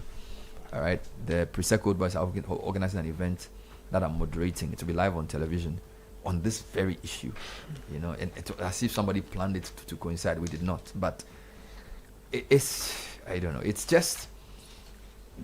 It's draining, it's tiring, but we have to keep doing our work. So Caleb, let's pay it on bills. Let me bring Edwin in. Then when we come back from the technical media trends, we'll see what we can get. But if you have a story to share on this type of thing, please send it to us via voice note. We'll be happy to play it. 053 998 6996. That's our WhatsApp number. Send us a voice note on your own experience with our hospitals to see if it can lead to some change in action. Caleb. Right, so everyone is a winner in the Ungalicious Abingwaha promo. Over 4 million Ghana cedis worth of cash and prizes to be won. Just look out for the special Ungalicious promo packs. Submit 20 Onga powder promo sachets and 20 Onga shrimp tablet promo wrappers at any Onga redemption center near you and receive your scratch card. Scratch to review your unique code, sent to *713 *27# and win instantly. Cash prizes up to 200,000 Ghana cedis, deep freezers, smart TVs, kitchen appliances and more. Promo runs from 15th April to 15th July 2020. 2026. Hurry, don't miss it. Terms and conditions apply. This advert is FDA approved. And you know that moment when the alarm rings and life is already asking questions. Campus, office, hustle, dreams, all waiting to be chased. Those are the moments when you need something that helps you show up and keep going. That's why Cowbell Coffee stays with me every single moment, whether you're grinding for that exam, pushing deadlines at work, or cooking up the next big idea. Cowbell Coffee gives you that creamy taste and rich coffee aroma to kickstart your day, right? And you can enjoy it anytime, because success doesn't happen overnight. It's the little moments, the early mornings, the late nights, and through it all, Cowbell Coffee day with you. Cowbell Coffee with you every single moment. It's 8:01 actually, and it's time for Tech and Social Media Trends. It's sponsored by Telecel. And we have Edwin Kwakofi with the details. Edwin, welcome. Good morning. Thank you very much, Bernard. Good morning to you. So we start off with the unfortunate story at the Kaswa Mother and Child Hospital. You've gone into the details. We've heard the reports, so I won't go much into it, but just note that people online are terribly upset by the situation. The fact that a mother and her unborn child have perished because of what appears to be negligence from the health professionals who were supposed to care for the. Apparently, she was left unattended for hours. That's the claim that's been made.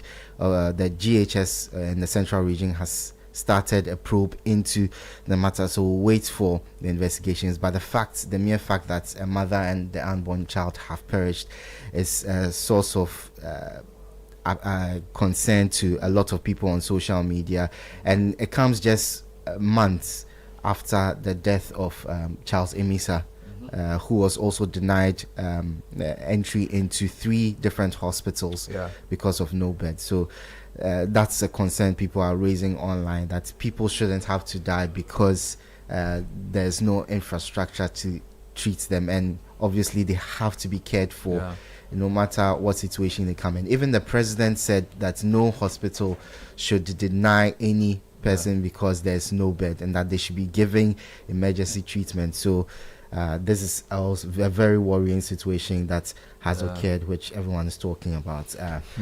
Yes, so we'll move on to the arrest of Maxwell Kofi Jumah, the former managing director of Gehok Distilleries, and it's trending because the minority have condemned the arrest. They are calling it a political witch hunt, which they've called other situations where members of their party, the NPP, have been picked up by security officials for various reasons. They feel that their members are still being targeted and attacked by the government, who are looking to witch hunt a lot of them because similar things were done to them when they were in opposition. So that is a major issue. People on both sides are sharing their thoughts on social media. Critics are saying that the government keeps going after a lot of opposition figures when several people in their party as well have been accused of various malfeasances, some of which have the cases have been halted. People in government say that let the investigations go on. If he's proving to be innocent, then he's let go. If he's not, he has to face justice. So that's another issue people are talking about on social media. Then let's move on to some sports news. And there's one story that I saw which was very interesting for me. I wanted to bring you. The FIFA president Gianni Infantino was denied police escorts in Vancouver for FIFA meetings. So the FIFA requested for Gianni Infantino to be giving some police escort because of his sensitive position while he's touring one of the hosts for the World Cup for meetings. But the Vancouver police denied it and said no, it's reserved for heads of state. So even the FIFA presidents who are organizing the World Cup in our country won't get such an escort. So it was a very interesting story. Compare that to how some people in Omofia get police support. Let's just move on. Let's move on from that. And also, just to mention the fixture between Arsenal and Atletico Madrid. People said it was supposed to be Harambo, but it wasn't that bad. Actually. It was quite interesting to watch. It was a very good game of football. Yeah, it wasn't that bad. People had sort of because of what they saw with the previous match, this match would be so boring. Yeah. It was actually a very good game. Yes, it was. But Ademola Lookman is coming up for a lot of criticism because of a few chances he missed in that encounter. They feel that the keeper who saved it. Oh, yes, but they felt he was pretty good, actually. Yes, yeah, he was very good in that game. Now, let me bring you some tech news. And for tech news, we are going to talk about the African Media Bureau's media convergence in Ghana. Too much. Yes, it was a fantastic event with very, very interesting conversations about the future of journalism, the future of media. Exactly. It's not dead, it will survive. It is dead.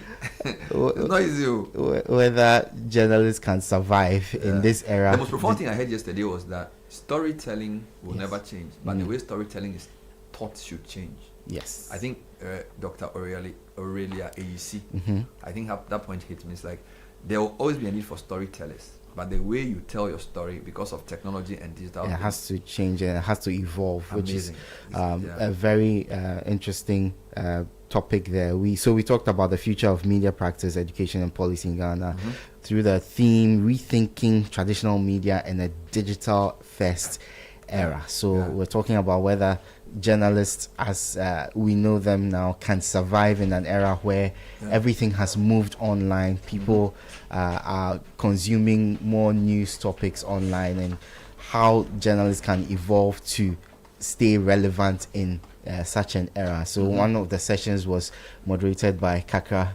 Forcing, who is right here. Fully in red. Yes. Full regalia. It was. Charlie. Regalia. I'm reading something here. No, I think that the conversations yesterday, provoked our thinking. I think that the keynote speaker, Mr. Chumisi, made a fundamental point that in as much as it's hard to accept because this is the trade we ply for our daily bread, the idea that traditional media is dead is not to say that, or the inference that I got from his statement is not to suggest that it's no longer in practice or it will no longer exist in the next few years, but its survival will be threatened by the new realities. It's not even a new reality, but by the reality of money, of financing. And because there's a certain ecosystem gap about how we do media in Ghana, we are not able to tap into the potential revenues that could be made. He talked about trillions, that this is $1 trillion industry, but because it's sort of piecemeal here and there, it's not properly structured. You see, the money will decide, and traditional media continues to lose its eyeballs. If you take newspaper, if you take radio, if you take television, compared to new media, social media. If you put a video on social media, what will it cost you? Your data in your phone and the number of views you would get as against going to pay to have your product advertised or whatnot. The money is going to determine who will be relevant. So I then agree with Professor Gajepo's point, making reference to the Afro Barometer report that people a significant, about 30% or so, still listen to radio. More than 30, actually. The reality too is much more than it's more than 30. I think over 60% of Africans get their news from radio as the primary source. But you see, she also gave almost about half of 50% transitioning. And so even the communities that are perceived or are actually disconnected, eventually may become connected to some extent. Because with the emergence of TikTok is user-friendly, it's got everybody, you're listening to news, you're listening to entertainment. So addictive. I foresee that happening, but I think it's important for us to appreciate his point that the finance will determine which media is relevant. Well, on the finance bit too, he also spoke about the media, traditional media becoming more susceptible to influence from external forces because they are being forced to make money however they can in order to ensure their survival. So it's a huge conversation. You can find everything you need on our social media platforms, on YouTube, on Channel 1 TV and Citi FM as well. Thank you very much. That was Edwin Kwakufi. Auntie T, I beg, fix me go betete Ghana. No gari, no oil, no plantain, just beans then eggs. Hey, brah, that be dangerous combination, no? Problem no day. I feel handle am. For Telecel, with the Bob say everybody gets what they like. That be why Made For Me bundles day. Based on your usage, if you get your own data and call packages, falla! Made For Me bundles like the way you want them. That *530#, then buy Made For Me bundles today. Telecel, connecting energies. Every woman deserves hair that looks and feels amazing. It starts with the right product. BO16. After relaxing, your hair needs serious care. BO16 neutralizing shampoo removes all those relaxer residues and restores your hair's natural balance. Itchy scalp, dandruff wahala, BO16 treatment shampoo will rescue you. Leaves your hair absolutely divine. BO16 detangling conditioner. No more painful tagging and breakage. See how smoothly the comb runs through. Now you know my secret. BO16. Express yourself. This advert is FDA approved. The GC brand. It's all about you. Everybody is a winner in the Ungalicious Abiwa promo. Over 4 million worth of cash and prizes to be won. Just look out for the special Ungalicious promo packs. Submit 20 Unga powder promo sachets and 20 Unga shrimp tablets promo wrappers at any Unga redemption center near you and receive your scratch card. Scratch to review your unique code. Send to *713*27# and win instantly. Cash prizes up to 200,000 Ghana cedis, deep freezers, smart TVs, kitchen appliances, and more. Promo runs from 15th April to 15th July 2026. Hurry, don't miss it. Terms and conditions apply. This advert is FDA approved. Looking for trusted property and land services in Tema? Choose TDC Ghana Limited, leaders in planned urban development for decades. At TDC, we provide secure, transparent, and professional services, including ownership transfers, land and property search, lease processing, building permits, consultancy. Enjoy our premium and prestige options, fast-track processing, fewer delays, and exceptional care.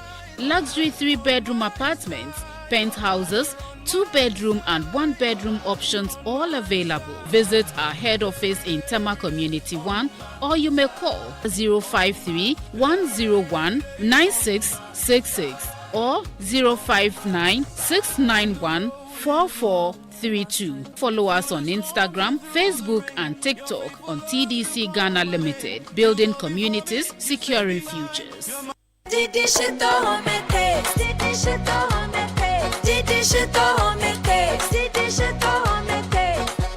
Enjoy homemade taste of Shuttle, always with Didi Shuttle. Made with carefully selected ingredients, no preservatives, no colorants. Preservative just helps us spice. That's how we taste. Spicy we eat. Didi Shuttle, if you do need. This advert is FDA approved.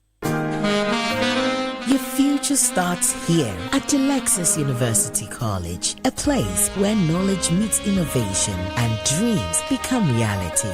Guided by integrity, excellence, inclusivity, and innovation, we prepare students to thrive in a rapidly changing world. Explore our accredited programs: nursing and midwifery, accounting and IT, banking and finance, marketing, human resource management, ICT, computer science, cybersecurity, applied insurance risk, and data analytics. Admissions are open now. Visit our campus at Tema, Comte 25, Peasby Junction, or apply online at www.delexusuniversity.edu.gh. Call us on 055 1198 100 or 055 1126 448. Delexus University College. Be knowledgeable and innovative in science and technology. The World Cup is coming, and this time you're not just watching it, you're living it. Match Experience Hospitality is giving you front row access to football's biggest stage in absolute style. Think VIP stadium seating, exclusive lounges, gourmet dining, and priority access. No stress, no hassle, just pure football luxury. This isn't just a ticket. This is the World Cup experience. With over a decade as an official FIFA sales agent, Match Experience Hospitality knows exactly how to turn a match into a lifetime memory. So upgrade your World Cup. Call 055-155-1119. Visit matchexphospitality.com or walk into any Absa Bank branch, our official banking partner today. Match Experience Hospitality. Don't just watch the game, live it. Match Experience Hospitality is doing this with Absa Bank as its official banking partner and Glyco as your official travel insurance partner. This is the City Breakfast Show, the city's biggest conversation. When the sirens are loud, but the beds are full, what happens next?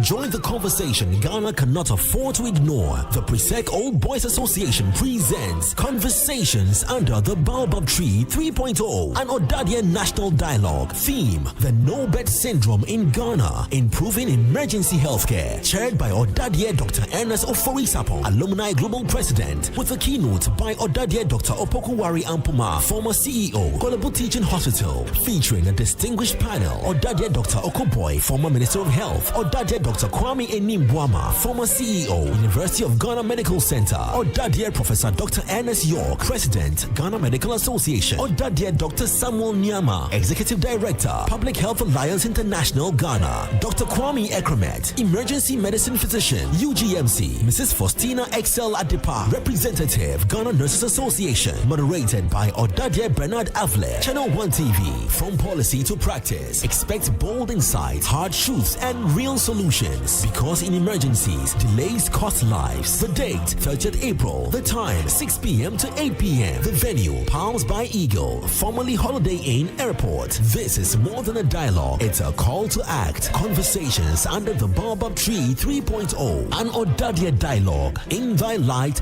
we shall see light. Media partners, Channel 1 TV and Citi FM.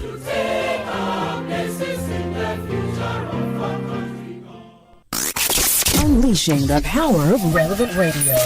This is Citi 97.3.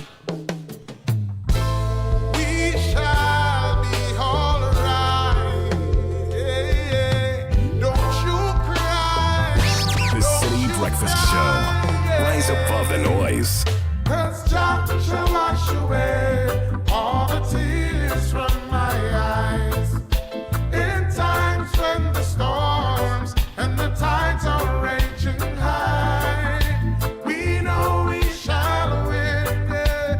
We know we'll survive, yeah. Jah shall wash away all the tears.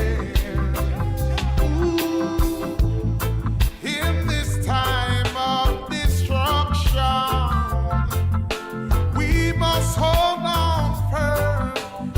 We got to get along. Being overheard all of the mountain tops. Forward on, we all are marching on. We say, Jah shall wash away all the tears from my eyes. It's 19 after 8. And the times are. And just before we get into the conversations for the morning, some important opportunities for you to take advantage of, including this one from EcoBank. If your money is controlling you, now it's time to take charge. The EcoBank mobile app gives you the power to command your money to transact across 33 African countries and anywhere in the world. Command your money to make water, electricity, and school fees payments, bank and mobile money transfers. Create virtual cards to buy only what you need and more. Money Commander, download the EcoBank mobile app now on the App Store or Play Store and command your money. Command also means paying attention to details. You will never call or send an SMS asking for your PIN, OTP, bank card, or Ghana card details. When in doubt, call the EcoBank call center 0800 003225. EcoBank is the Pan-African Bank. And if you're dreaming of studying abroad or taking the IELTS test, IDP education is where to go. Counseling and application support services are completely free. Your journey begins with us. IDP Education Ghana, your trusted global partner to study abroad services and IELTS testing.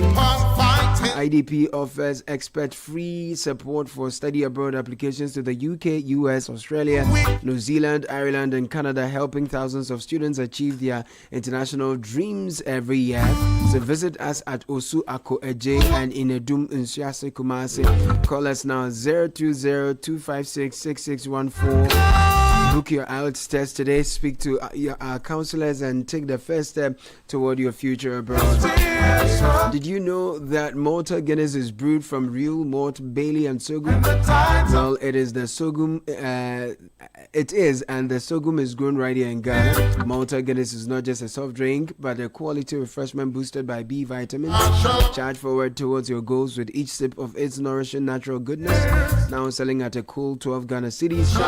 Vim up your daily pursuits with a revitalizing taste of Malta Guinness. Packed with B vitamins, it's time to make that move.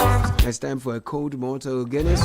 Remember to always look out for the proudly made in Ghana symbol on every bottle or can of Malta Guinness. Malta Guinness, we move. We must hold. You know, life doesn't stand still for you. It doesn't wait for you to be prepared. It just moves on. And the best you can do for yourself is to prepare for life instead. A flexible policy like Old Mutual Legacy Transition Plan to help build a legacy that offers you a cover of up to 300,000 Ghana cedis with no underwriting, greater flexibility with no limits to the lives you can cover up to age 80, and an uninterrupted cover, no lapse, enabling you to secure what matters most in the simplest of ways. You also get to enjoy the flexibility to upgrade your cover every 5 years. Exciting, right? Dial *378*3# to request for a call for the Old Mutual Legacy Transition Plan today. Let's get you a plan that works for you and your family. Old Mutual, do great things every day. When the wicked try come and eat up. Life doesn't wait for payday, you know? Whether it's school fees, business emergency, finally starting that project, you need a partner who says yes. That partner is Blue Financial Services Ghana Limited. With the Blue iFinance app, you can get a loan disbursed in less than 4 hours. No long queues, no needless paperwork. And if you're looking to grow your money, Blue investment rates are among the most competitive in the country. Don't just survive, thrive with Blue. Download the Blue iFinance app on the Play Store or App Store. Call 0303-968-196. WhatsApp us directly on 0501-609-958. Follow us on our socials. Blue FSGH, Blue Financial Services Trust in Blue. Yet still wicked in high and low places. And this June, don't just watch the World Cup, live it. With over a decade as an official FIFA sales agent, Match Experience Hospitality helps you brings you premium access to football's biggest stage with VIP seating, exclusive lounges, gourmet dining, and priority entry. No stress, no hassle, just pure football luxury. It's more than a ticket, it's the World Cup experience. Upgrade now. For enquiries, call 055-155-119. Visit matchexphospitality.com or walk into any Absa Bank branch. 2026 World Cup experience is brought to you by Match Experience Hospitality. Absa Bank is the official banking partner. Glyco is the official travel insurance partner. Match Experience Hospitality, don't just watch the game, live it. Accra is about to become the epicenter of innovation and sustainability. FIDIC Africa Infrastructure Conference FIAC 2026 returns to Ghana under the theme Future Ready Infrastructure, Advancing Africa Through Innovation and Sustainability. It's a gathering of government leaders, global investors, and industry pioneers as they convert to shape Africa's future. May 10 to May 13 is the date this year. Mervyn Pick Ambassador Hotel is where we're gathering. We'll dive into climate smart solutions, financing Africa's revolution, and the power of AI and digital tech, and looking at sustainable energy for all. Some activities: annual general meeting, technical sessions, gala dinner, local color night, cultural dinner designed to immerse attendees in the rich heritage of Ghana. This year's edition is hosted by the Ghana Consulting Engineers Association. FIAC 2026 is your gateway to a brighter, more connected continent. When the wicked try come and eat upon thy flesh, we know that Jah, He is the best. Over trials and tribulations, because Jah shall wash away all the tears from my eyes. In times when the storms and the tides are raging high, we know we shall win, and we know we'll survive. Yeah. Jah shall wash away all the tears.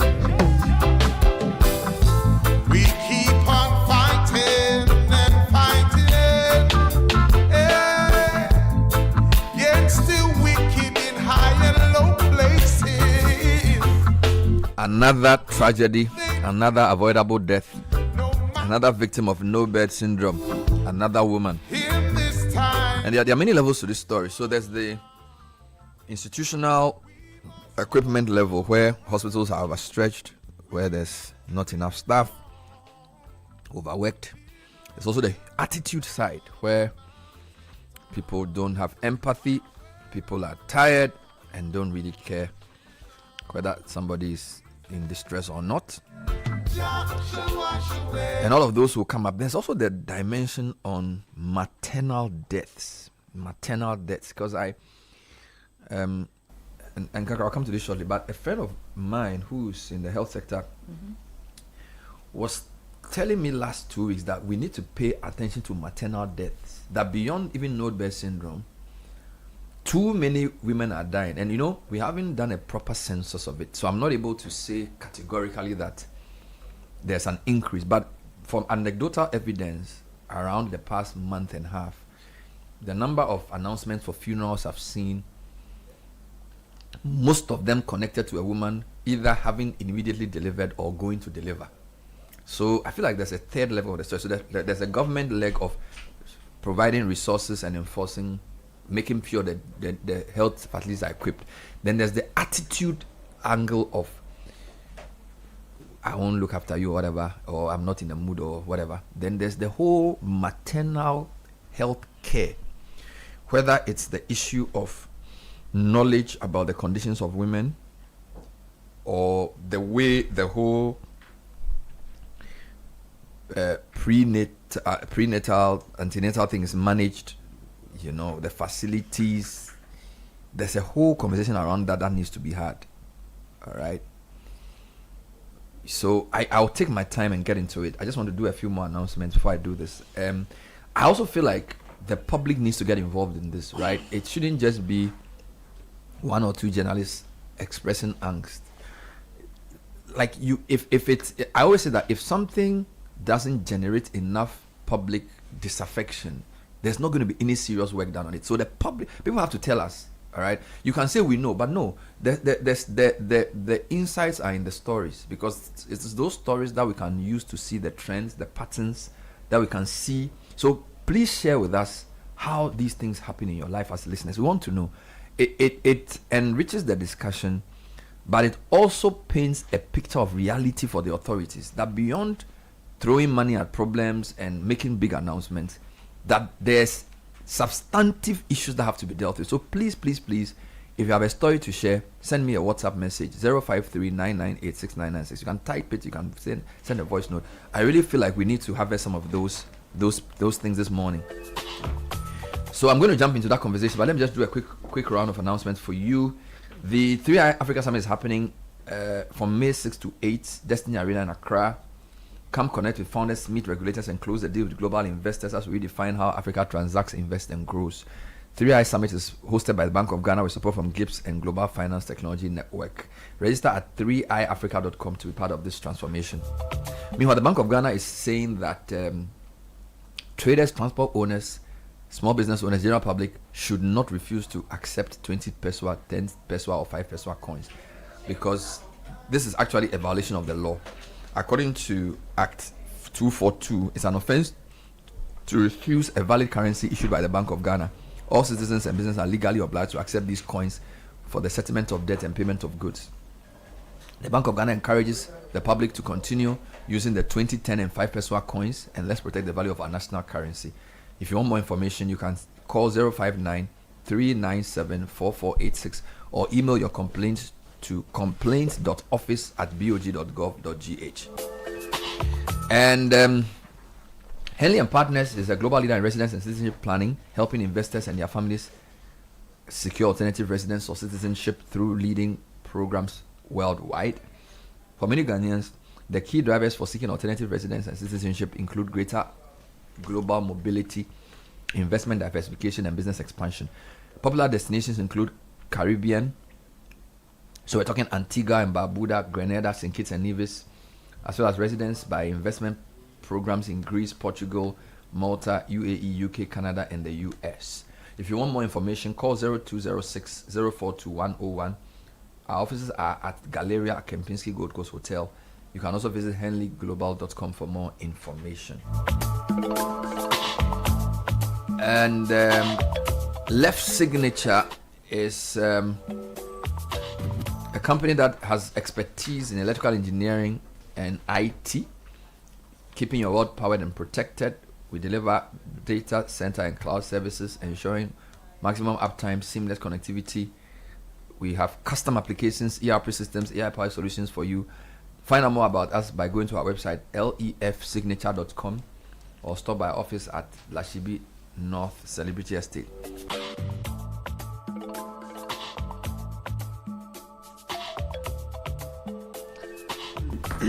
Now, everyone is a winner in the Ungalicious Abengwaha promo.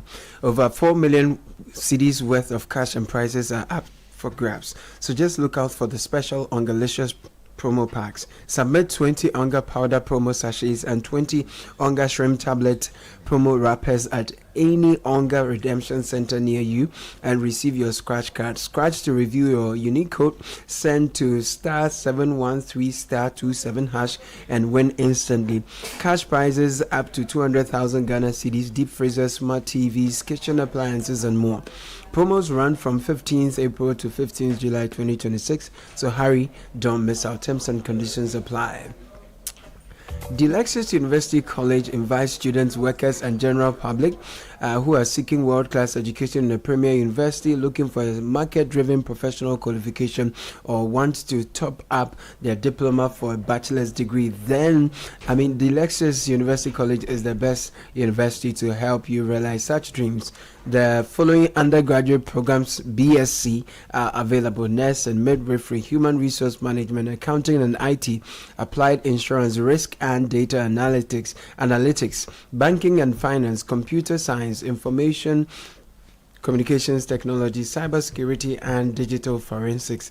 We have serene teaching and learning environment, cutting-edge facilities. We have ultra-modern laboratories, digital classrooms, and competent faculty. We are located at Tema Community 25 at Peace B Junction.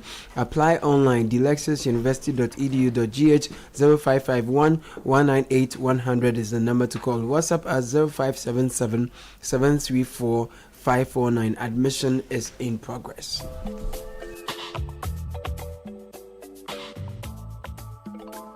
The Mother and Child Hospital in Kaswa has come under intense public scrutiny after the death of 27-year-old Abigail Opoku, who was expecting her first child.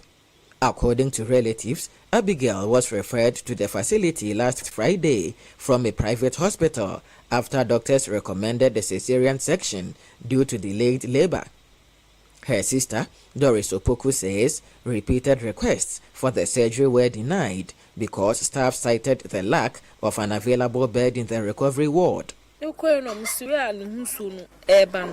na sim be say o say nsuo ne basa ntesa na akwala no anhwa na yenya no because nsuo na ebo akwala no ho ban na eno aso na eba no nti yekona so mka so mbe CS kra na mayin pupu yeti ti mekwa na meka kire ne say o say no maka manu nsu no o say recovery ayema nti ye say kra na onya bibi anda recovery. The family says Abigail endured severe pain for nearly 36 hours before she died.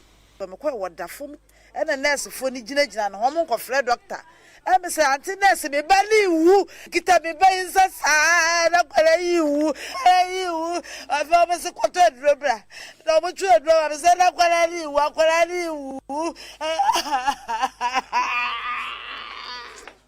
Relatives insist her death could have been prevented and are demanding a full-scale investigation into the circumstances. You call bed 2 before 3 a.m. Kusia na pa yamane dru yamane hwe enwa na so oda ho vitals mpo ninkai so mo cheki minim se me na me hu dia enwa na so oda osa munka hwe no pre ka so munye ni CS nyina o mefi. The incident has since sparked wider public concern, with calls for accountability from health professionals and a broader review of care standards in public hospitals within the Kaswa enclave. The ultimate debate to be a baby has someone can say, now the other back where they will. Let me see what for Bobo minimo. The MT has your mammy letters and van home. Papa be cried the hospital, one of the gems, ya. It may bakura yare yano me ban wedi card na bahada mama na.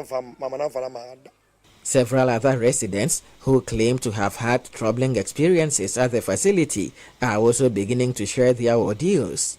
It's ya dambe de so hu sa kwa ne ba na ye tietie mu say owu ansana omo baba be hwe lady no kwa wo to mpa ne so. And still I was going through pains. Na me hu say akra na eba. But what can we feel? It is a man taking that decision. No, I'm sorry, yeah. And maybe I will lose my life in the bed. And I said, meet me a day. I shame me banner. I'm going to say, me out. And I'm warning you, Hannah, mamma, no, and son, I'm way fast. I'm going sorry, sorry. With your my friend to a theater. Why? To my danger, the echoes on. Victims and families are now urging health authorities to assess operational standards and address possible systemic failures to prevent a recurrence. My older sister also went there and she was treated in that same manner. And I am aware this is not the first time it's happening there. So I am seeking for investigations to be done or launched by the Ministry of Health. Find out the cause of the death of Abigail Opoku. Management of the hospital are yet to make any official response to the issue. During a visit, the team from Channel 1 News was told that all top managers were not readily available and will only return to the facility next week. Well, that's Akwesi Ado. He's on the line to tell us more about this. Akwesi, thank you so much for your report. Good morning. Good morning, Bernard. So when did you hear about this story, and what else can you tell us based on your interactions with the family? So I heard about this story on Sunday evening and got in touch with the family on Monday. And what the family told me is that the deceased, Abigail Opoku, walked to a private health facility herself on Friday morning, because she was expecting to deliver her baby on Friday. She returned home to take along with her some items and indicated to the family that the medical staff at that private facility were recommending that she was detained in the facility because her baby might come anytime soon. So around 10 p.m., the private health facility referred her to the Mother and Child Hospital, which is a public health facility. So she was drove there by her father, accompanied by her younger sister. And according to the family, before they left the private hospital, it was clearly indicated to them that it would require a cesarean section to save the baby because of the condition she was in at the time. But when they got there and mentioned that to the staff available at the Mother and Child Hospital, they told them that they cannot conduct the cesarean surgery because the recovery ward of the facility is fully occupied. There is no bed to lay her in after the procedure is done. So she should manage and then give birth through the normal process.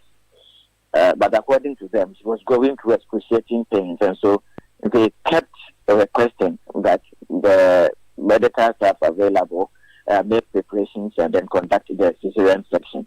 But they were never listened to until she died the next day. So were they given a referral from the private facility to this place, and did they show you that they had been given like a formal referral? Exactly. So they were given a formal referral to the Mother and Child Hospital. I also visited the private hospital where she went earlier on, and I'm reliably informed that yes, they saw her, and then they later referred her to the Mother and Child Hospital for further treatment. Now, do you know why they didn't go to another facility when the Mother and Child facility said they wouldn't do the C-section? Because from the narration, there seems to have been a bit of time between when she got there and when she died, unless I'm mistaken. So is it that she was detained there, but then they said they wouldn't do the C-section, or that they didn't even see her at all? Just clarify those details for us. Okay, so when they got to the Mother and Child Hospital, they were given a bed in the maternal ward. So she was there. But as to whether the hospital administered any kind of care apart from giving her a bed is where I cannot speak to, because according to the family, they weren't allowed to stay beside her in the ward. And then also asking about why they didn't opt for any other health facility. You know, the health service have what they term as a network of practice. So there are facilities along the chain where you can refer your patients to. So when you come to the Otusenya East, that is Kaswa, for instance, if you are seen at any other facility, say a chief's compound, a health center, or a clinic, and then it would require that you are referred to a facility.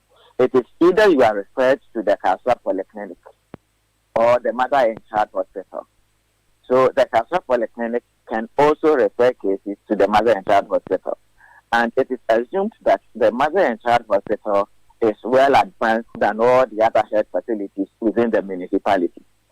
And the name Mother and Child was given to that particular hospital because it was assumed that they were going to specifically measure in maternal cases and then child health care cases.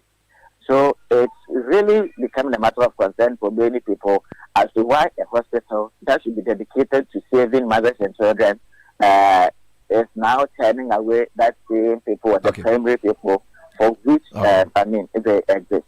So you've clarified something, that she was not turned away, as in they didn't say don't come to the hospital, but that they did not administer the C-section that the private facility recommended.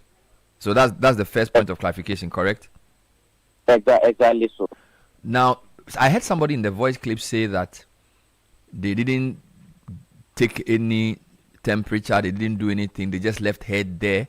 Was that the sister saying that in reference to this particular case, or it was somebody else talking about a different case? Because in the voice clip, somebody said, "Oh man, man, if you, man, fan in temperature." Who was talking? What was the person talking about?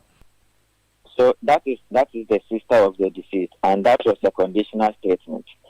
She was saying she cannot tell whether they took her vitals or not because they were not allowed to go in. So she doesn't know what happened inside.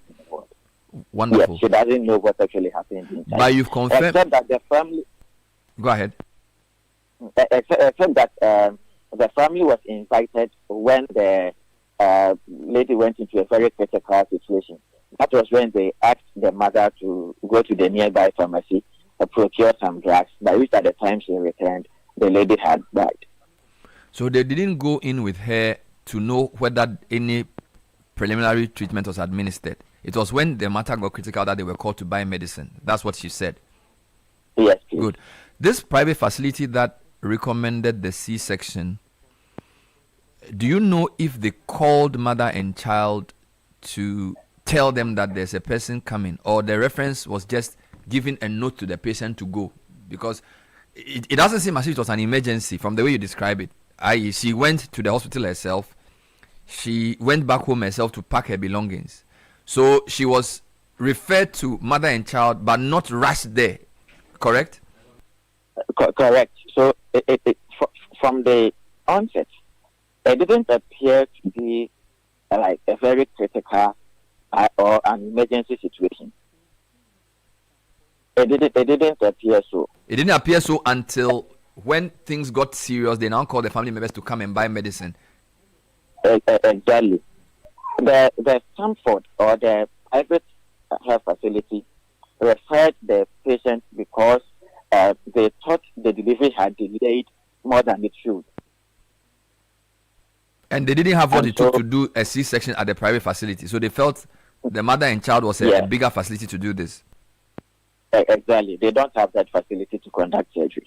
And the family doesn't know if Abigail met a doctor, if Abigail was being prepared for C-section. All they were told was that they were invited in when she was in critical condition, and then they were asked to buy medicine. That's the information they've given you.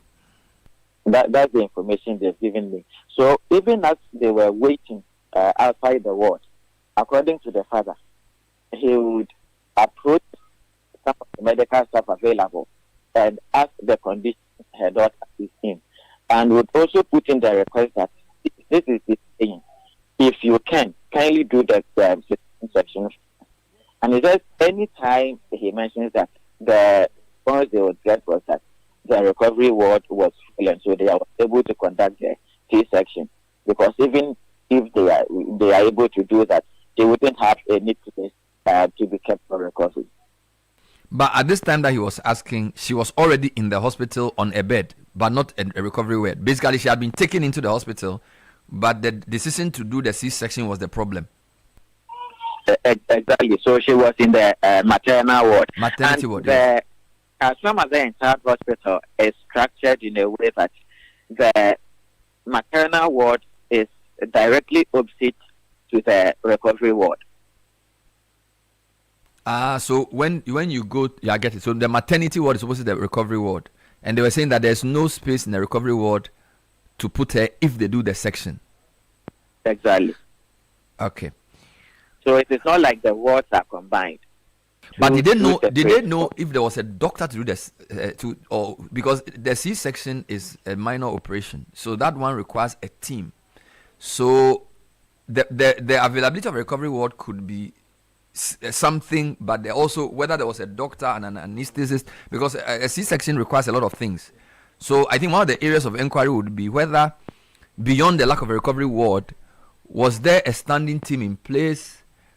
Did they, when they got the notice for the C-section from the private hospital and she gave it to whoever she gave it to, was it that they didn't have the resources to assemble a team? Because a C-section will require at least a senior medical officer, some level of anesthesia, and then one or two assistants.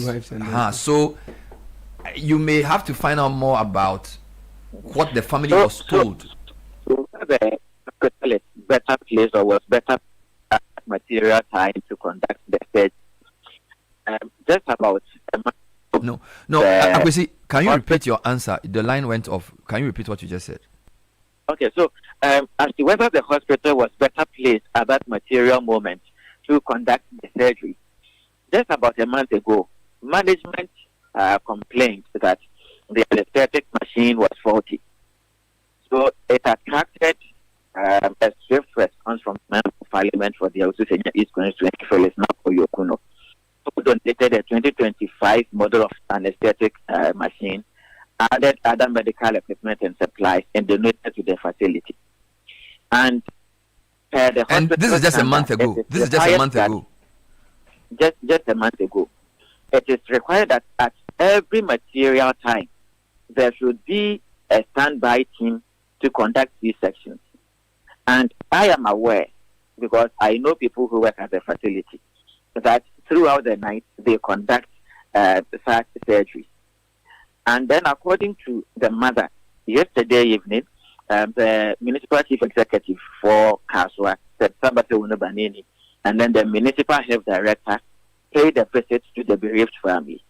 And the fallout of the conversations between the family and these personalities gives me the indication that even at the time that they were requesting for the C-section to be done, which was flatly denied, there were still a number of procedures that were still conducted at that same facility, that same night.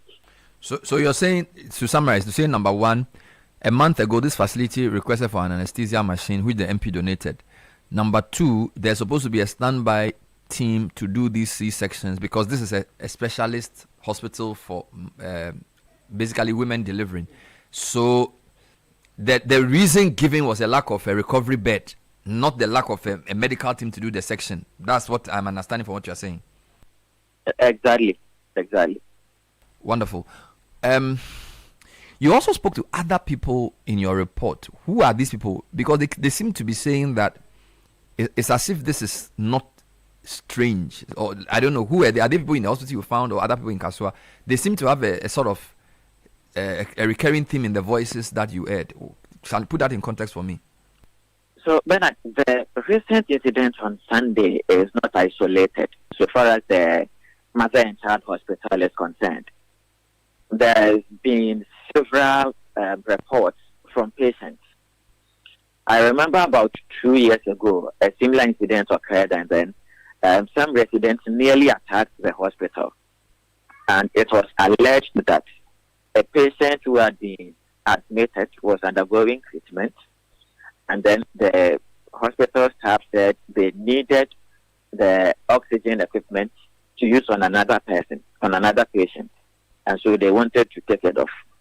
They resisted, they still took it off, and that person died shortly. So the residents gathered and then stormed the hospital facility. They had to take the swift intervention of authorities to calm tempers and to prevent the matter from escalating further. There's a reported case where a relative of an assemblyman who was also a pregnant woman lost her life under bizarre circumstances. So these persons, you heard them speak in my report, are people who have visited the Mother and Child Hospital and have not been satisfied with the manner of treatment there. So what I did was I assembled the team to look for people who have had similar experiences at the facility when I heard about this and this incident, just so they may also share their experience. And this is just a minute fraction of what we are having. In fact, there are some people who have taken the matter to social media and demanding for a full-scale investigation into the operation standards of Mother and Child Hospital. And if you go under such posts, the feedback, the comments is really filled with horrific experiences that are being shared by the people. And it really makes it difficult for people to understand why that is really happening at the Mother and Child Hospital, which is supposed to be the biggest or well-advanced facility within the Otusenya East municipality. By the way, finally, in terms of hospitals in the area, you are saying the Mother and Child is it the largest hospital there? Which other hospitals are in the Kaswa area generally? Which other public hospitals are there? Just give me a sense of the key health facilities in the Kaswa area. Okay, so within Kaswa proper, we have the Kaswa Polyclinic located within the Central Business District, and then we have the Mother and Child Hospital, which is located in Citi. So these are the two biggest facilities. Mother and Child is the overall biggest facility in the Otusenya East municipality. But we also do know and recognize the fact that it serves patients from adjoining districts and municipalities like Gas South, Gomua East, and then Awutu Senya West. So sometimes you would get the English Amafun Polyclinic referring patients to the Mother and Child Hospital because the English Amafun Polyclinic also do not have a surgical facility. So when it comes to some of these cases of maternal issues that would require C-section, they also refer their patients there. And then in the Gomua East District, we have the St. Gregory Catholic Hospital in Budumbura. Occasionally, when they become overwhelmed, they will also refer some of their patients to that place. And then the Bodriati Polyclinic is also there in Autu Bodriati. They have a surgical theater, but when they also get overwhelmed, they will refer their patients to the Mother and Child Hospital. So that is how the system is within this particular area. So finally, where did Abigail and her family live, and who were they? What are their neighbors saying? What kind of people were they? So Abigail and her husband got married last year in April, and then they went to Takwa because that is where the husband works. So when she was almost due for delivery, she came to live with her mom and dad in Kaswa, that is around Aquile New Town, just so they may be able to take very good care of her. Mr. Poku is widely known in Aquile New Town. His house is a landmark. He's a popular man. Everyone knows him. They describe the family as a very good people. And so people are really sad about this unfortunate incident that has happened to the family. Akwesiado, thank you for your report. Really appreciate it. Have a good morning. Thank you, Ben. Akwesiado is the Central Regional Correspondent of Channel 1 News and Citi FM. We're basically trying to build a proper foundation for the conversation, which is why I spent a bit of time with him. Last week on the City Breakfast Show, we interviewed Kwamna Mintakando on a wide range of issues. They had launched free healthcare program. We interviewed him on this, but we also asked him a question about the no bed syndrome and the investigation that he had caused to be done after Charles Emisa's death in February. So this is what Mr. Akando said on the no bed issue. The last time I checked, I've been informed that they have finished their work. They are here to come and brief me, and I will let them brief the whole country. They will brief the whole country themselves? Yeah, okay. Themselves. So it's not like they will do it themselves? No. So they will come, just like I have done previously. I'll be there. So when they are, briefing me. When they are briefing you, they'll brief all of us? All of us. Okay, that's fine. So that was a week ago. So we still have not had that indication yet. So it's something this is a fresh reminder. I need to point out that this is a same no bed syndrome but in a different manifestation. Yeah. Because in the Charles Emisa case, the hospitals refused to take the person in. At all. In this particular case, the person was in the facility, but they didn't do the surgery because they said there was no recovery bed. Yeah. So it's still no bed syndrome in a different dimension. Exactly. I've asked for a few audios to be aired. Let's hear some of the. I bet this is let the people talk. Yeah. Let's hear a few. Hello, good morning, Bernard and team. This is from Mama Mandela. Yesterday, in fact, after hearing the news, I was so sad to the extent that I didn't know what to do. In fact, I've been thinking about the whole thing. What has the hospital turned to now? The nurses, the midwife, the workers. What at all? What at all are they asking for? In fact, yesterday, I don't know what to say. But to me, it is not a bad issue. It is the attitude of the nurses, the midwives, and all the health workers team. In Ghana, no one, apart from that woman that man that took the wife died, and he took it upon himself that he went to court and things and won. I've not seen that they've sacked anybody from work to come and because of his negligence. No, I've not seen that. So it is the attitude of the health workers. Look, 30 years ago, I took my cousin to hospital to deliver at Mambobi Polyclinic. Bernard, we were there midnight. So I was just then something asked me to enter. When I enter, I could see that the child was coming. The child was coming. Then I called the midwife. They were sleep. They were sleeping. They were far asleep. But when I wake them up, they got annoyed with me. I didn't talk. As I'm speaking with you, my cousin gave birth to twins. One is functioning, one is not functioning well. It's because of what happened that night at the hospital.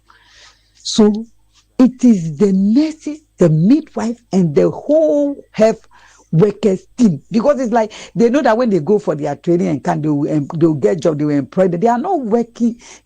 I don't know what to say. If you say you are a nurse or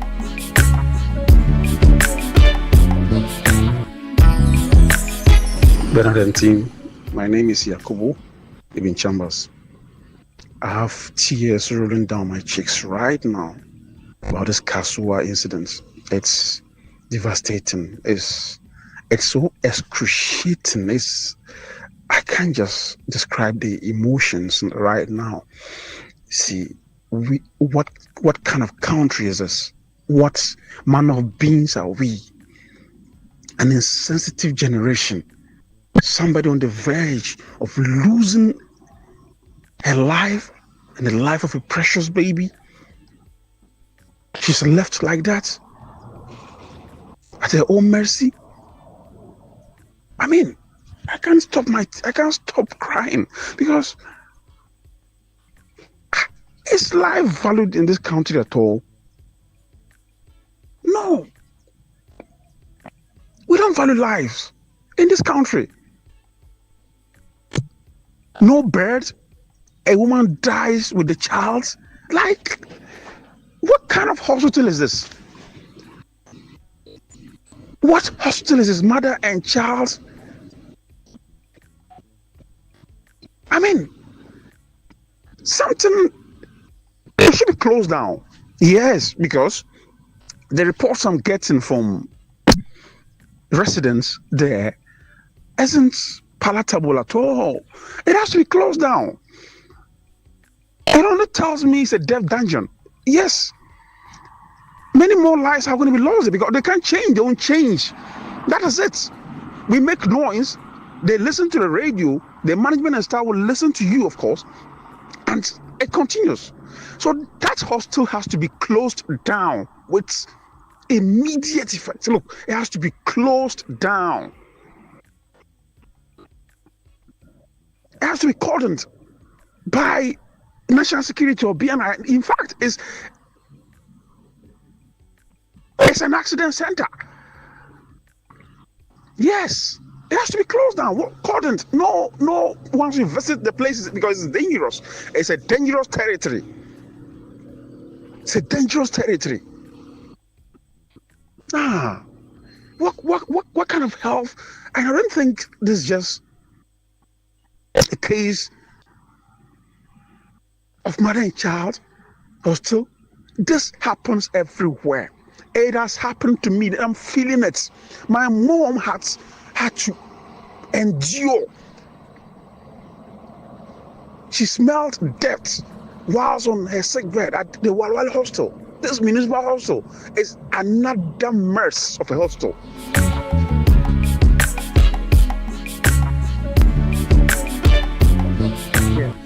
Bernard, good morning to you and your team. This is Daniel inside New Legon. Please, this issue of women dying, see, the facts, or at least from what we see, okay, is that our health personnel have no respect for human life. That's how I sum up the way they conduct themselves. In 2009, we lost my sister. My sister will come direct after. My mother went to give her a Rage Hospital. She went and she came home, the child didn't come back. In 2011, she attempted it again. This time around, she wanted to do a private hospital because of the way the hospital treated her. So when she went to the private hospital, she checked. Okay, let me just cut straight to the point. She had to go to Ridge. She was referred to Ridge for a CS session. The thing that worries me was that I encouraged her to do the C session because it wasn't too much of an invasive or something that is done. Okay, so she was afraid, but I encouraged her that this is a simple thing. You not even be put to sleep. You do it and you come back right now. I encouraged her. Now, when she went to the hospital, she left the house at around, let's say, 4 a.m. At about 7 p.m., 8 p.m., I got a call from the hospital that my mother is in the intensive care unit and she needs blood now. Then I do know something. By the time they called me, she was already dead. She was already dead. And the things they asked us to bring were things that they used that they wanted to put back. Not that it was going to save her life. She was already dead. My mom was already dead. God be so good. My brother survived, but my mom never returned. And the what do you call it? The report leading to her death, the death certificate, they said hemorrhage. That was what caused her death. Meaning she bled to death. She bled to death. So you can see. So today, that I always say that means except it is not possible, but that means we'll launch an investigation to what caused her death. Because it does not make sense. It just doesn't make sense. Yeah, good morning, Citi FM. On this issue of this woman's death, I think the problem is coming from the nurses. The kind of nurses we have now, they are the cause. Some of these people just want to do their job, but they don't have heart for the job. Please check, or if the health ministry will check the kind of people we employ to the health sector, it will be good for all of us in this country. Most of the deaths in this country are caused by the nurses we have now. They don't care. Listening to some of the voice notes from one of them, you could realize that the nurses didn't just care. They were just there doing what they want to do. Because they feel, okay, I have to do this at the end of the month, I'll take my salary. So they don't care what they are doing.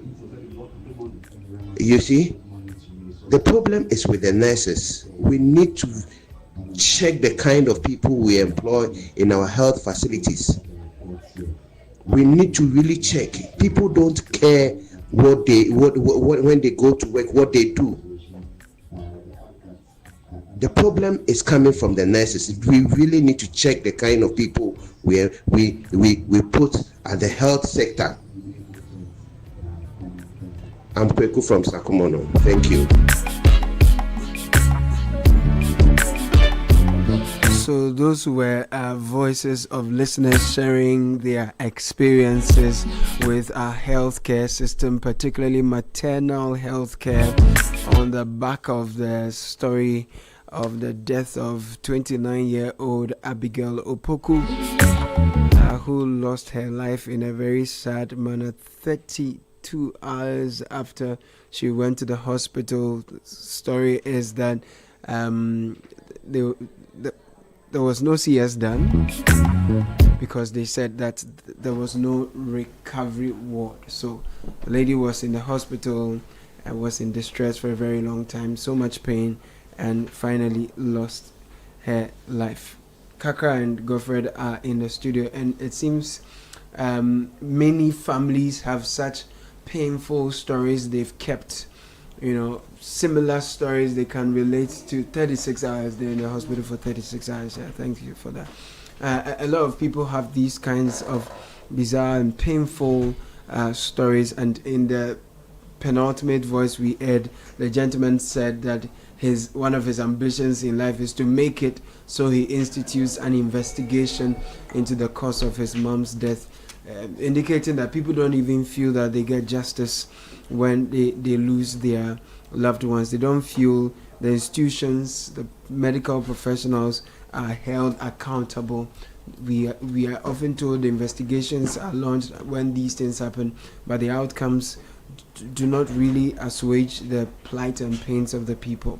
We don't get to hear of it in many situations, and different levels go for it, from governmental responsibility to professional standards to provision of governmental responsibility, professional standards, and basically people having empathy for people. Because Godfrey, I don't know how it works, but if the person has a bed where she's lying on and you can have the CS done, and the problem is that there is no recovery ward, is that enough not to have the CS done? Because initially I read that their anesthetic equipment in that particular hospital is an 80-bed specialist hospital for maternal health care, and that particular machine had broken down. But then Akwesi tells us that there was a report. In fact, that was on 24th of February. That story was on our network. But he tells us that the NP had provided that. So I don't know how people just looked on for this 29-year-old to die in the manner in which he died. Condolences to the family. Yet another example of our broken down system and the damage that it does every day. If we don't fix the system, anybody can fall victim, and I've said this several times on the show. You can't pick and choose when you have a problem and end up at the hospital, and the broken system will kill you. Okay. Did we try reaching the hospital? What did the hospital say? The hospital did not speak. Okay. It would have been interesting to know what the hospital says. But the life is already lost.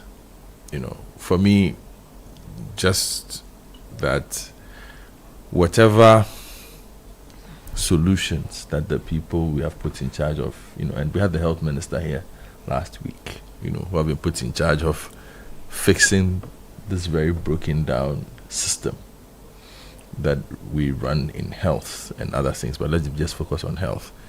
If they don't speed it up,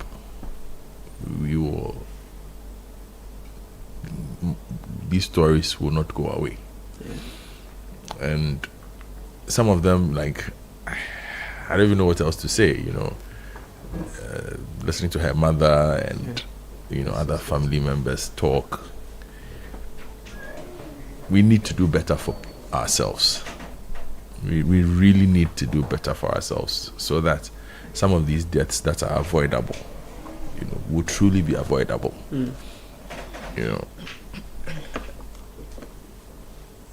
These people must understand that it's not just the talking, it's not just the taking of the photos or the videos. There is work to be done, and people must understand that the work that they've been asked to do also equals the lives of people. So if you don't do the work, if you delay the work, you are just increasing the likelihood of the deaths of people. So again, this is not the first. I want it to be the last, but I know it will not be the last. I can't really go on again. I'm sorry. This is difficult, and it appears when these stories come up, there is outrage, and we're even getting to the point where people are getting inert. It's like, oh, okay, it's like we are in queue. You just don't know when something tragic will happen to you, something that is curable, something that's preventable. It's like, okay, oh, it's now your turn. You don't know, this is how my own happened. Oh, then the outrage with time, then we just move on. No one is held accountable. That's what troubles me, that things happen, no one is held accountable. We seem to forget with time. We move on till another one comes, then we all get outraged, and then we talk, we rant, and nothing systemic is done to ensure that we don't repeat these. Yeah. These Let me don't repeat. read something somebody sent to us. It says, guys, I believe Ghana urgently needs an independent medical ombudsman backed by Parliament. Right. It appears that political leaders often have limited room to act decisively because of the influence and power of professional unions within the health sector. An independent medical ombudsman would provide a credible and impartial channel for investigating complaints of medical negligence, misconduct, poor service delivery, and patient rights violations. Where necessary, the ombudsman could refer cases to court for redress or facilitate alternative dispute resolution where appropriate. Yeah. This would strengthen accountability, protect patients, and encourage medical personnel and institutions to uphold the highest professional standards. In my view, such an office would help restore public confidence in the healthcare system. I agree with this. I agree with this because there are many times when patient relatives take up such issues and they feel that the Ghana Dental and Medical Council sort of or whichever committee has been set up. They kind of shield their own or protect them against facing the full rigors of justice. So an independent medical ombudsman backed by Parliament, that's an interesting idea, and I think I agree fully to that, Kaka.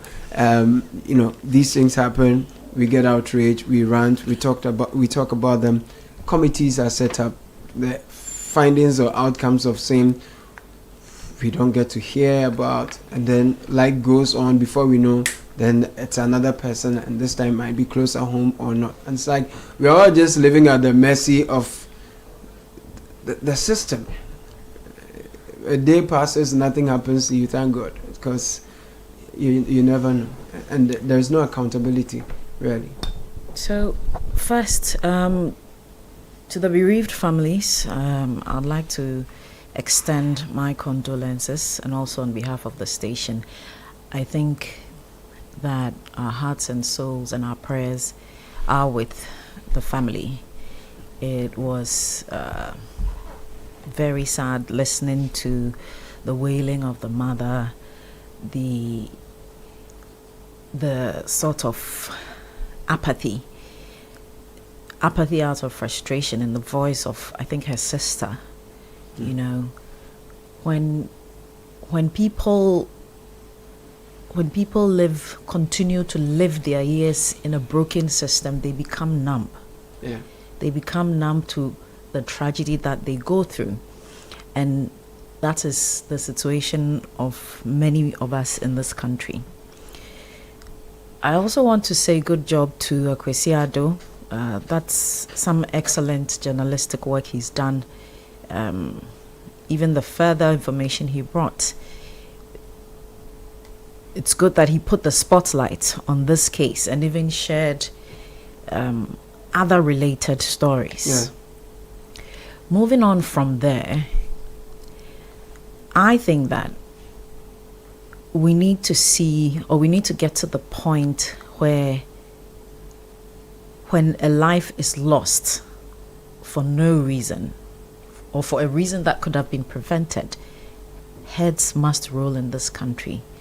And this is another time I'm saying that when somebody dies in Ghana, heads do not roll.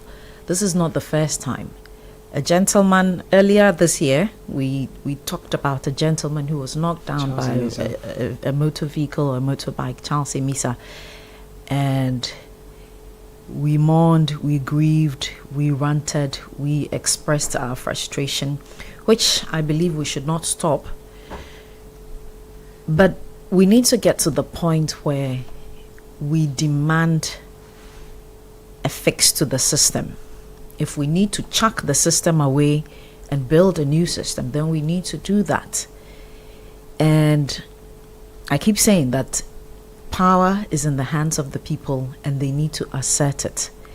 Whoever heads this hospital or this medical facility, I think that the regulators of the health system, whether in the district or at the regional or even the national level, so from the district health directorate, the Ghana Health Service, you reference the Medical and Dental Council, the Ministry of Health.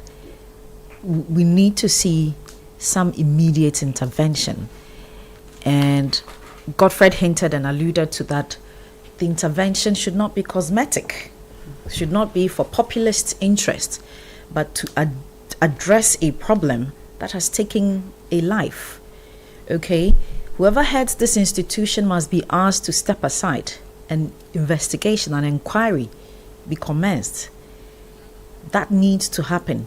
I was watching the news on television yesterday, I think CNN or so, and this is a sheriff who heads a facility where an inmate has escaped, and barely 48 hours, they've asked her to step aside. There must be consequences for failure to act, dereliction, negligence. We need to see that. We are tired. You see, Ghanaians are becoming numb to this failed system. We are tired of the fancy and performative and theatrical leadership that we see. Heads must roll. A life has been lost. And I believe the mother lost, aside the death of the mother, Caleb, correct me, the child was also lost. So it's not even a life. So these are two lives. We need to get to the point where value is placed on the life of the person called a Ghanaian.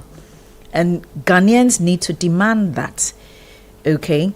And I think that we need to hear from our authorities. Honestly, yeah, and you see, we call numbness resilience. We've become so used to the dysfunction that we seem to think that to be numb to what is dysfunctional and abnormal is to be resilient, because we would always bounce back from one misfortune without reflecting deeply on what accounted for that loss or that unfortunate incident, and then we trust that by some divine providence we will bounce back, and we lose lives in the process, to the extent that people don't even know what they're entitled to when they go to public spaces where they deserve every due care that is due them as citizens, as human beings, the courtesies that are due them. People are deprived basic courtesies when they walk into public spaces because the system has become so dysfunctional. We've seen over the period, the data is showing that about 20,000 cesarean sessions are conducted in that particular facility. We've also seen that they have just one theater bed, and that's a problem. But in this particular case, so we know they have logistical challenges that have persisted over the period. But from the facts available from what Akwesi tells us, it's clear that someone simply just turned a blind eye, decided to do a poor job, and disregarded a life, leading to the loss of two. Yes, unfortunately. And I think that you hit the nail on the head. Our hospitals and our health facilities have got a myriad of challenges, but that should not translate into a certain inhumane care that is given to people who are coming in with medical matters. I think that the family, the family of the mother Abigail and the child we've lost, Madame Abigail Opoku and her child that we've lost, as well as the community members who expressed similar concerns. I think they should remember this incident, including what they also went through, should not be forgotten. That should be in their consciousness as they exert their power as citizens. They should remember. And perhaps they may want to, if I may say, lawyer up. If they genuinely believe in the case of negligence and they believe that they may have a case, they should lawyer up and consider taking some legal action against the hospital. Yes. Right. Good. That's a good point. So many of our listeners have also shared their responses. We've brought to you a few. There are so much. There are a lot more that we will share with you. We'll just take a very quick break, bring you some announcements, and then we will continue from there. This is the City Breakfast Show, the city's biggest conversation. Come and see the beauty of Ghana. Oh yes, are you looking to explore Ghana? Not sure where to begin? Why not let Ghana Tourism Marketplace help you plan the perfect trip? With Ghana Tourism Marketplace, you can easily book hotels, discover exciting tours, rent cars, connect with expert local tour guides, and explore destinations across the country, all in one place. You can also get tickets for amazing experiences like movie in the park at Platinum Bay Hotel, Uncle Ebo White Theatre Show, One Nkrumah Memorial Park visits, Accra by Night tours, and many more unforgettable events. For more information, visit www.gtm.com.gh or email info@gtdc.gov.gh. You can also call or WhatsApp 050-123-3921 or 0202-700-720. Ghana Tourism Marketplace is brought to you by Ghana Tourism Development Company, your official gateway to discovering Ghana. Your skin deserves the best care possible. Introducing Princess Premium Lotion, crafted with vitamin B3 for all your skin types. Choose from our 4 luxurious variants: radiant skin with cocoa butter and vitamin E, skin revitalization enriched with aloe vera and vitamin E, healthy glow featuring lemon and vitamin E, plus SPF 15 sun protection, and skin rejuvenation with carrot oil and vitamin A. Take care of the future you with Princess Premium Lotion. Princess Premium Lotion is your perfect choice. Available now for your everyday skincare needs. The GC brand, it's all about you. This advert is FDA approved.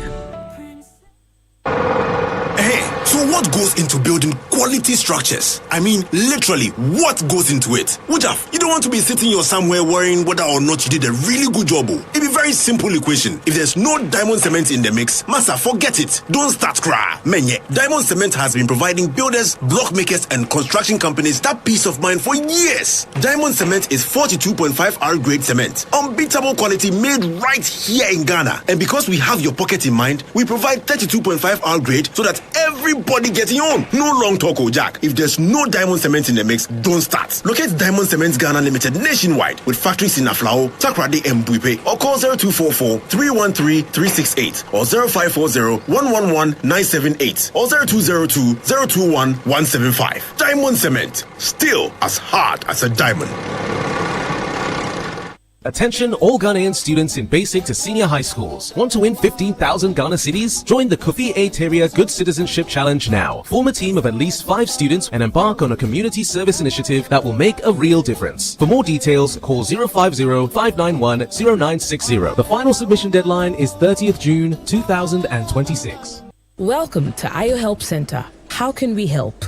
I just signed up to IO and I'd like to know the claim processes. If you or your insured family member is hospitalized, get your OPD card, an excuse duty or itemized bill, a discharge letter indicating admission and discharge dates from a certified hospital, and a valid ID card. And if an insured family member dies, then you'll need a death certificate, burial permit, or a signed letter from a chief or pastor, medical cause of death, and a valid ID card. When ready, dial *296#, select the product you're claiming for, and follow the prompt. You will receive a link via text to send your document. For any assistance, visit the nearest MTN office or call 296. Know that claims are paid after verifications are done. T's and C's apply. Underwritten by Sanlam Alliance Life Insurance Ghana Limited. IO, because you care.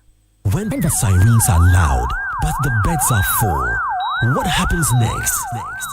Join the conversation Ghana cannot afford to ignore. The Presec Old Boys Association presents Conversations Under the Baobab Tree 3.0, an Odadie National Dialogue. Theme: The No Bed Syndrome in Ghana, Improving Emergency Healthcare. Chaired by Odadie Dr. Ernest Ofori-Sapon, Alumni Global President, with a keynote by Odadie Dr. Opokuwari Ampuma, former CEO, Kolebu Teaching Hospital. Featuring a distinguished panel: Odadie Dr. Okoboy, former Minister of Health, Odadie Dr. Dr. Kwame Enimbuama, former CEO, University of Ghana Medical Center. Odadear Professor Dr. Ernest York, President, Ghana Medical Association. Odadear Dr. Samuel Nyama, Executive Director, Public Health Alliance International, Ghana. Dr. Kwame Ekremet, Emergency Medicine Physician, UGMC. Mrs. Faustina Excel Adepa, Representative, Ghana Nurses Association. Moderated by Odadear Bernard Avle. Channel 1 TV. From policy to practice. Expect bold insights, hard truths, and real solutions. Because in emergencies, delays cost lives. The date, 30th April. The time, 6 p.m. to 8 p.m. The venue, Palms by Eagle, formerly Holiday Inn Airport. This is more than a dialogue. It's a call to act. Conversations under the Baobab Tree 3.0. An Odadear dialogue. In thy light, we shall see light. Media partners, Channel 1 TV and Citi FM.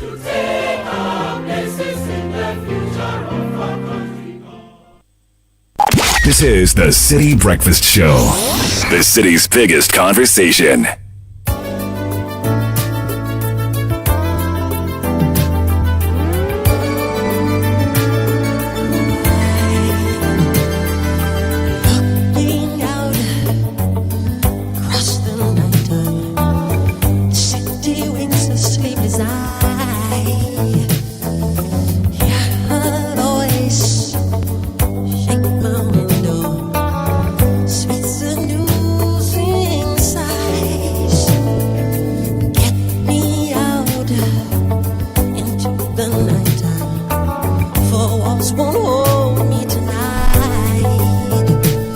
It's 30 minutes to the top of the hour. We're spending some time on the story of Abigail Opoku, who has lost her life. There are so many messages that have come in. Kaka has a couple here. Kaka, yeah, sure. So here's a tweet from Selekem Kobla.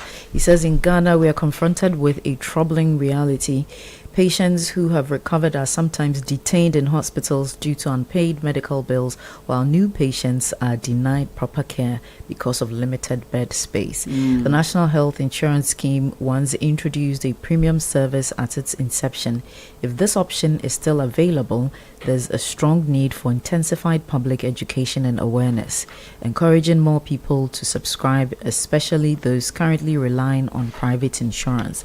This could significantly increase revenue and in turn would help support vulnerable patients and ease the persistent no-bed situation in our health facilities. We should look at those scenarios to help support the decongestion and also provide assistance to health facilities. That's a very important suggestion. This one also says, Charlie, this hospital thing, bring back memories. Another issue is that doctors refer patients to health facilities so they attend to them privately, and desperate patients will comply. Similar issue killed my mom. The doctor referred her to a private facility after proposing a treatment that would improve her condition. He moved her file to that hospital, and after the said treatment, things got worse. He directed them back to the government hospital. When she died shortly after, they never found her file because apparently the doctor never brought that file back, knowing the problems this would bring him. I was furious, wanted to take this up, but my dad talked me out of it. But some people do take these things up, you know. And there's also there's the case of, this one I know personally because the person involved is a schoolmate of mine. So it's the case of Dr. E.L.H. Neboy and Captain J.K. Nyamiche versus the Attorney General. You know, and also a case that went all the way and a ruling that emerged, but they sued. After Captain Nyamiche had insisted, and he's a medical professional as well, had insisted that his wife be given a CS, and the hospital had insisted that they would do a vaginal delivery, and they pushed through and she died. And there were some very interesting declarations from the judge, Akabuafo, at the time. He says, you know, as stated earlier, the challenge in this case is that all the doctors who testified failed to take personal responsibility. Dr. Bano, for instance, testified that, quote, the deceased went into spontaneous labor leading to a normal delivery in less than 24 hours after the induction process commenced. In the opinion of the court, that testimony was not only unacceptable, but it was an affront to common sense. I wonder how anyone can refer to a delivery that led to the death of the mother as normal. In fact, in the court's opinion, Dr. Bano, throughout his testimony, did not attempt to recall or reconstruct with the truth as his object. With the greatest respect to him, he was deliberately dishonest. And then goes on to talk about other things. So this was in July 2021. So a lot more people have decided to test this also at the law courts, this matter of medical negligence and partners dying during delivery. But then again, like I said, my call, let's fix the system as quickly as we can and not play gimmicks with it. People's lives are dependent on the work we do, so let's do the best we can. And when we have these conversations, the good nurses, good doctors who give their all feel very pained, and sometimes they feel like, oh, they give their all, the few bad ones give them such a bad name. But those of you who are doing great, we celebrate you. We really appreciate you. But allow us also to highlight some of these stories because they need to be cleared. We need to have them out of the way so that they don't mar your good work. Let me read Kofi Asari's post, and he says, Kaswa no bed death. Some of our public hospital workers behave as if they have postgraduate diplomas in calculated cruelty and brazen wickedness. A bad healer is worse than the disease. Latte proverb. All right. Let me intersperse that with some announcements. It's Mother's Day, so pause the world. We're celebrating mothers all month. Biposo Wellness Resort, we are curating calm for the women who give everything. Think sunrise yoga in the hills, candle making, mountaintop brunch, spa rituals designed to unwind every worry. No to-do list, no noise, just hair, nature, and space to breathe. Mother's Day, Biposo Wellness Resort gives her the gift of stillness. Limited suites available.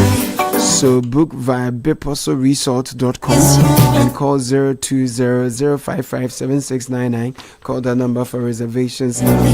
To all the beautiful customers out there, Omni Basic Bank has your security as its priority, and before engaging in any financial offer or investment opportunity, they want you to kindly take note a moment to confirm through our official channels. Omni Basic Bank will never request for your PIN, password, card details, OTP, or any confidential information via phone call, SMS, email, or social media. Always rely on verified communications channels and avoid sharing sensitive information with unverified sources. When in doubt, call 0800 100 790. Omni Basic Bank, not just another bank. You've trusted us for years. Sunny Gold Brown Sugar. We've been consistent with quality and proper packaging. Take control of your sugar intake now in a more convenient way with your trusted Sunny Gold brand. We have introduced Sunny Gold Brown Sugar Sticks in 10 and 5 grams paper sachet. It's perfect for hotels, restaurants, schools, homes, offices, or on the go, and even large gatherings like parties, funerals, and conferences. Sunny Gold Brown Sugar also comes in cubes, bottles, and sachets for all your cooking and bulk needs. Sunny Gold, a tradition of consistent quality. Electroland is giving you weekly and monthly big rewards when you buy Samsung, TCL, Media, and NASCO Electronics anywhere in Ghana and from any authorized dealer or reseller. Buy your LED smart TVs, split ACs, double door fridges, auto grill gas cookers, washing machines, and sound towers, as well as microwaves, blenders, mobile phones, and more from Samsung, TCL, Media, and NASCO. Dial star 982 star 928 star 8888 hash or go to electrolandraffles.com. Enter a weekly and monthly draw approval, and this is approved by the NLA's Caritas plan. Now elevate your audio with We Hear by Low, featuring a vibrant range of colors like denim, neon, and black. Discover the full lineup, including the We Hear Pro, the only model in the series endorsed by Kylian Mbappe. Promo prices are We Hear 1, 400 Ghana cedis, We Hear 2, 900 Ghana cedis, We Hear Pro, 3,800 Ghana cedis. That's the Mbappe choice. Order now on 020-195-7739. Visit Atlantic Towers at number 12 Afuanya Street, Abelengbe. We hear by low, feel the power, hear the difference. And I think there's a statement by the Central Regional Health Directorate on this matter. We'll try and get the full details, but it says the Central Regional Health Directorate wishes to inform the general public that has become aware of the unfortunate maternal death that occurred at the Kaswa Mother and Child Hospital. We extend our deepest condolences to the bereaved family, loved ones, and all those affected by this tragic loss. The death of a mother is a profoundly painful event, and we treat this matter with the utmost seriousness and concern. In line with our commitment to accountability, patient safety, and the highest standards of maternal health care, the Central Regional Health Directorate has constituted a dedicated investigative committee. The team includes representation from the Cape Coast Teaching Hospital, and then goes on to list others. We'll bring you the full details of that particular statement, but it does look like at least from some action is being taken, at least from the regional level. But then again, it's the speed of these committees, which is why I think perhaps the medical ombudsman idea is not a bad one, also because it gives people confidence that there won't be the probability of an inside cover-up, which is what a lot of people tend to think when it comes to these things. So let's really step this, but we'll keep it. We'll keep listeners updated. But a lot of people are really, really upset by this. I mean, if you go on social media, and a lot of the comments that are coming through, it's not how I would have wanted to spend a Thursday at all on the City Breakfast Show. But some of these matters are worth highlighting, you know, so that unless the people who are in charge understand that, look, there's work to be done, and it's not just the talk. Walk the talk for us. Okay. Yeah, that's very true. That's very true. Thank you for that comment, Godfrey. It's a difficult morning for all of us. We deeply empathize with the families, and we are looking for justice. We are hoping this ends soon, because as Godfrey said earlier, it could be any of us, really.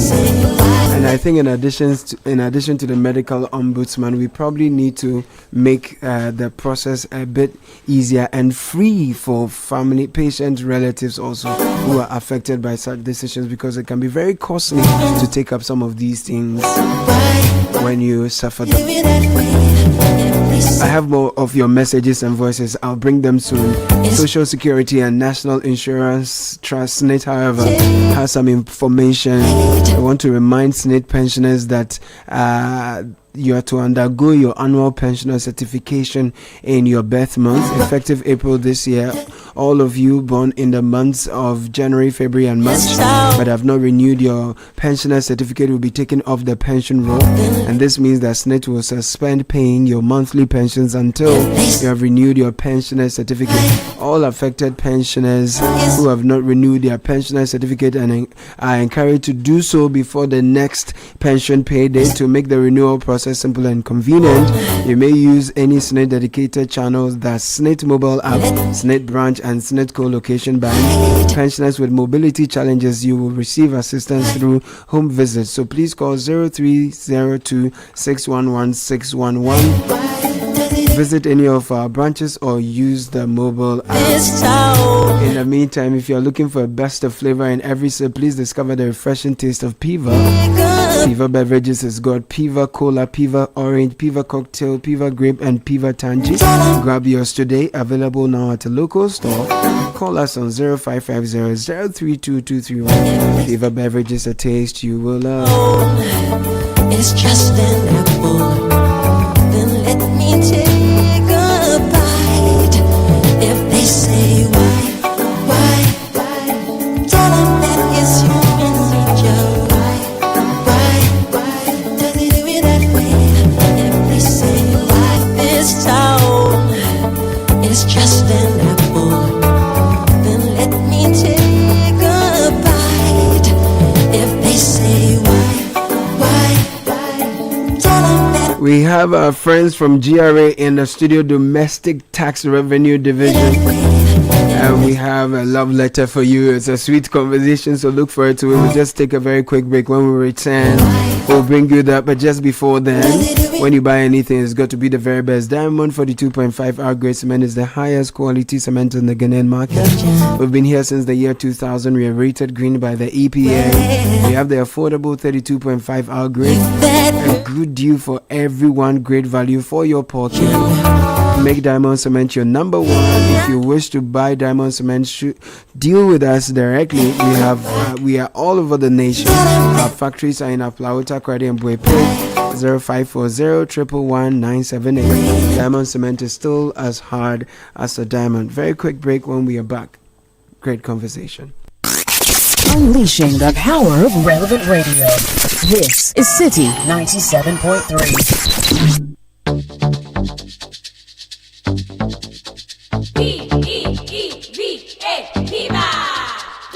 Looking for a burst of flavor in every sip?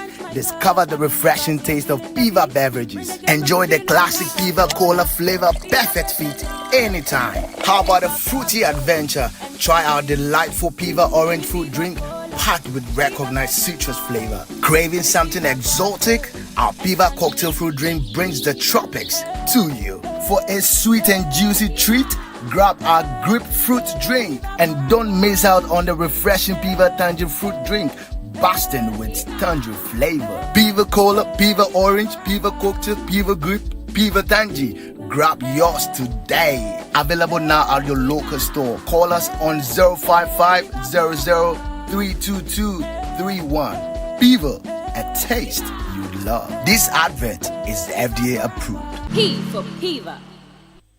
Turn up your sound experience with the We Hear speakers by Lovi. From the sleek We Hear 1 to the powerful We Hear 2. And now the premium We Hear Pro. Fully endorsed by Kylian Mbappe. This is not just a speaker. It's a flexible, high-performance outdoor Bluetooth speaker built to bring your music to life anywhere. With up to 100 watts of music power, you get bold, immersive sound wherever you go. All available in stylish standout colors. Now the good news. From April 20th to May 20th, grab yours at a special discounted price. The We Hear 1 now at 400 Ghana cedis, the We Hear 2 at 900 Ghana cedis, and the premium We Hear Pro now at 3,800 Ghana cedis. Don't miss out. Call 020-195-7739 or pick up at the Atlantic Towers. You can also grab yours at Orange FM Kumasi, Plus FM, or 3 Music TV in Accra. Number 12 Afunya Street at Belengpe. Don't miss out on this special discounted offer. It's the We Hear promo powered by Lovi. We Hear, feel the power, hear the difference.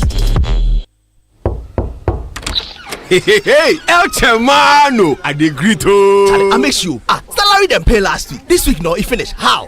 But don't you have GCB mobile app? Just request a salary advance. You will get it in 30 seconds.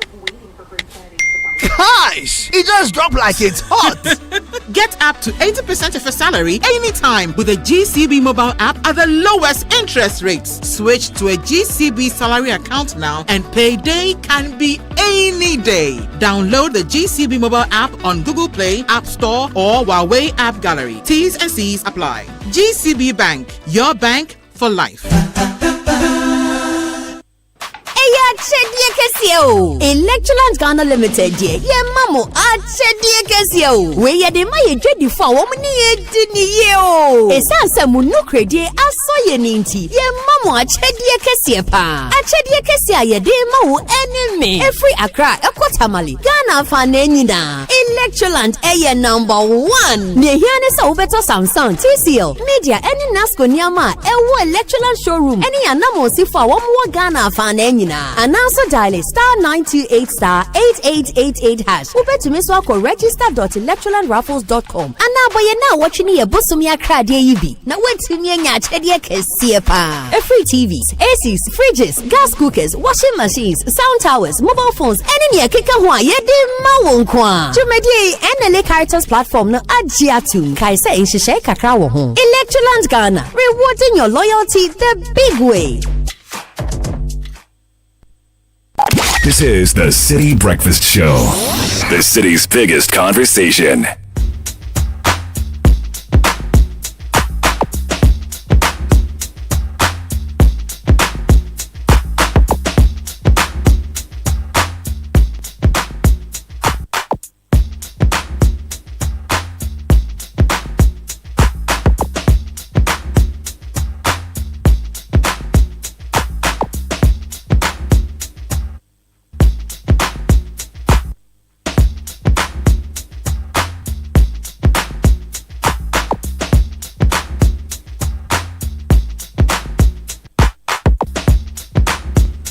It's a difficult morning for the nation. But there are other good things that are also happening. I want to bring that to your attention. Tax and Good Governance Month. Did you know the month of April was Tax and Good Governance Month? Oh yeah. And Domestic Tax Revenue Division, Spintex TSC Taxpayer Service Center. That's where Felicia Omotayo. Okay. Omotayo. You're here from where I just mentioned. Welcome. Good to see you. Good to see you too. Good morning. Yes. And we want to reflect on the Tax and Good Governance Month. Let's go through a bit. I didn't quite know the month of April was the Tax and Good Governance Month. So bring me in the few people who do know about this. Bring us up to speed on that. All right. Thank you so much, and good morning to our listeners. Warm greetings from the Commissioner General of the Ghana Revenue Authority, Mr. Anthony Kwesi Sapon, Management and Staff. So this month is the month of April. It's our Tax and Good Governance Month. Okay. We have set the month of April as our Tax and Good Governance Month with the aim of increasing awareness among organizations and individuals on the importance of filing personal income tax returns and the payment of taxes as well. Somebody might ask, why the month of April? The month of April because it's a significant month on our calendar. The tax law requires that individuals, employees, self-employed persons, entities, trusts, partnerships, they are all required by law to file their return of income after the year of assessment. So for the previous year of assessment, that is last year, 2025, we require that they file their tax returns by the end of April, which is today. Okay. So by 11:59 p.m., we expect that all those who have not filed their personal tax, income tax returns should do so, and then the GRA will take it up from there. So for those who have lost their tax officers in their offices and they have to do it themselves, how do you file your tax returns? It is so simple, Caleb. Now we are using technology to enhance revenue mobilization. Okay. So we have developed a taxpayers portal that we can use to file your tax returns. So what you only have to do is that go to the Play Store or App Store and then download the taxpayers portal. What is it called? The taxpayers portal. Ghana Taxpayers Portal app, and Ghana then taxpayers portal. And then you download it. It is very simple. The moment you download it, use your TIN to register, and then the system has been designed in such a way that anybody can use it. It's user friendly. Very, very, very friendly. So you click on the return that is due. If there are outstanding returns that you need to file, it will tell you that these returns are outstanding. Click on that button and then you are good to go. Complete the fields, send it to us. But if you if you finish with the tax returns, there are, in cases that there will be tax liabilities, please, we are advising that when you finish filing and there is a tax liability, please continue with the payment as well. It's very, very important. So why should I file my taxes, for those who are just wondering? My roads are bad. I don't have water. People are saying I should pay tax. What is that? Caleb. So it is very important. There are a number of benefits if you file your tax return. As you said, you're an employee. So you have the right to even claim what we call tax relief. Tax reliefs are provided so that it will lessen your tax liability. If you do not file your tax returns, how would we know that you qualify for this reliefs? You are supposed to file, and then you get those reliefs. And also it will help you to pay the correct amount of taxes. Because you see, in the instance that you do not file the tax return, we have something that we call the best judgment. The Commissioner General may use his or her best judgment to assess you. The moment we use our best judgment to assess you, either you might pay higher or lower. We do not want to cheat you. We don't want also you to cheat us. Therefore, let's all file our tax returns. And then you can also claim capital allowances. Capital allowances are granted on depreciable assets they are granted on depreciable assets. So in the case that you have a depreciable asset and you use it within the year of assessment, you own it and you use it, the law gives that right for us to grant you that capital allowance. Okay. And then you can also claim overpayment of taxes. If you have paid any taxes in excess, please, if you file your tax return, you can also claim You it. talked about the rights of the taxpayer, and I'd like to get into that shortly. But first, if I do not file my taxes, what are the consequences? There are penalties. Okay. So after 11:59 p.m. today, if you do not file your tax return, next, which is tomorrow, okay, the first day is 500 Ghana cedis, and then 10 cedis each day the return delays with you. Wow. So until you file the return to the Ghana Revenue Authority, then we are still calculating the penalty. So after tonight, if I don't pay, fine, 500. If you do not file, if I do not file, 500 straight. cedis. Every other day after tomorrow, 10 cedis until you bring a return to us. It's not good not to file then. Exactly. It's not a good idea. You have to do that. So the penalty is the main consequence. Yes, the penalty is the main consequence. But what are my rights as a taxpayer? Okay, so let me say this. In as much as you have obligations, you also have rights. Right. Now you have rights to be treated with respect. Right. Caleb, I'm not sure that you would walk into an institution and somebody disrespect you and you would want to pay your taxes. No, we do not do that. And also you have the right to be represented. Right. The tax law gives you the right because we deal with the tax laws. So in case you do not understand anything, you can equally get somebody who understands it so that that person will be able to clarify issues when the person is dealing with the tax authority. And then your affairs are kept in confidence. We do not disclose information. Okay. Even at the point that we have to disclose information, we go through the right procedures. Okay. We do not do that. All your information, we keep it in confidence. Right. And then also to provide education. That is why we are here this morning. I like Education is very key to us. There are so many questions on our minds. Unfortunately, we are really out of time, but we have to do this again. So please find time and come back. Let's do this. But I'm learning also that if I earn some income outside the jurisdiction of Ghana, I'm supposed to pay taxes on that.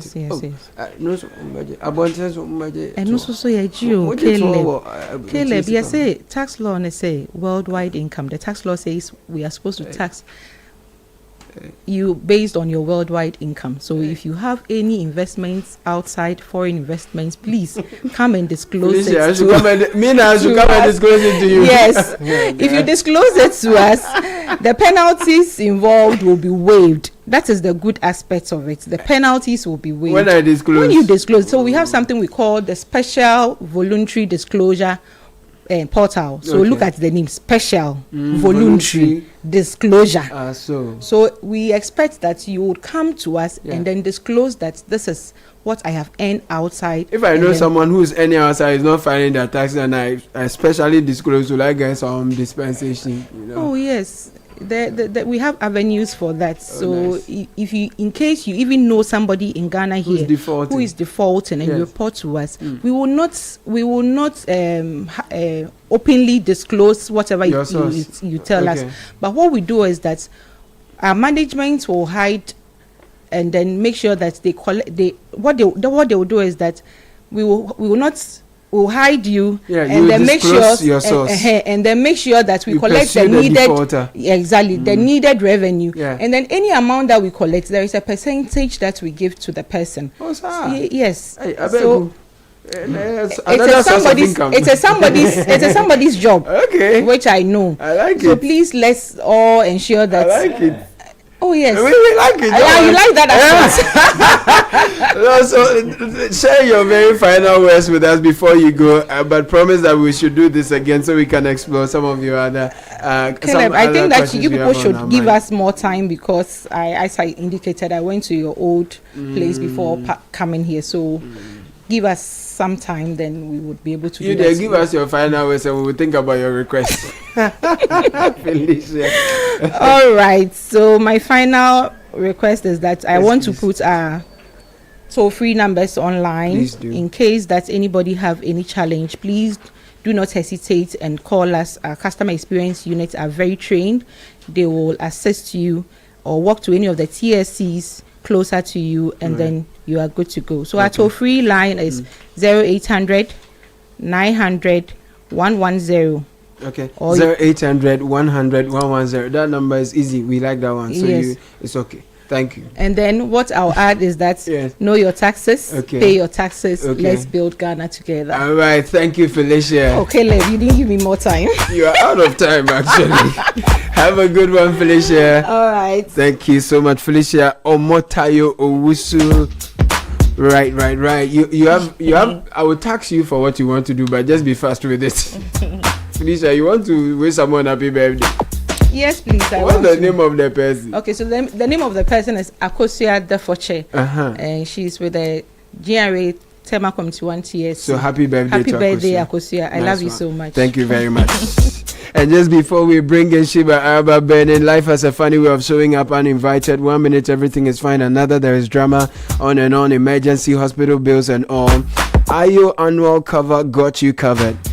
With just a yearly premium of 159 Ghana Cedi, 50 pesos, 264 Ghana Cedis or 396 Ghana Cedis for yourself and each family member, you get up to 16,125 Ghana Cedi to support funeral expenses and up to 322.50 Ghana Cedis daily hospital cash benefit per night. And yes, you can even add up to 6 family members from 1 to 69 years to your policy. So sign up now, log into your mobile app, go to financial services, select insure, tap on IO, then choose the package that suits you or dial star 928 star 101 hash.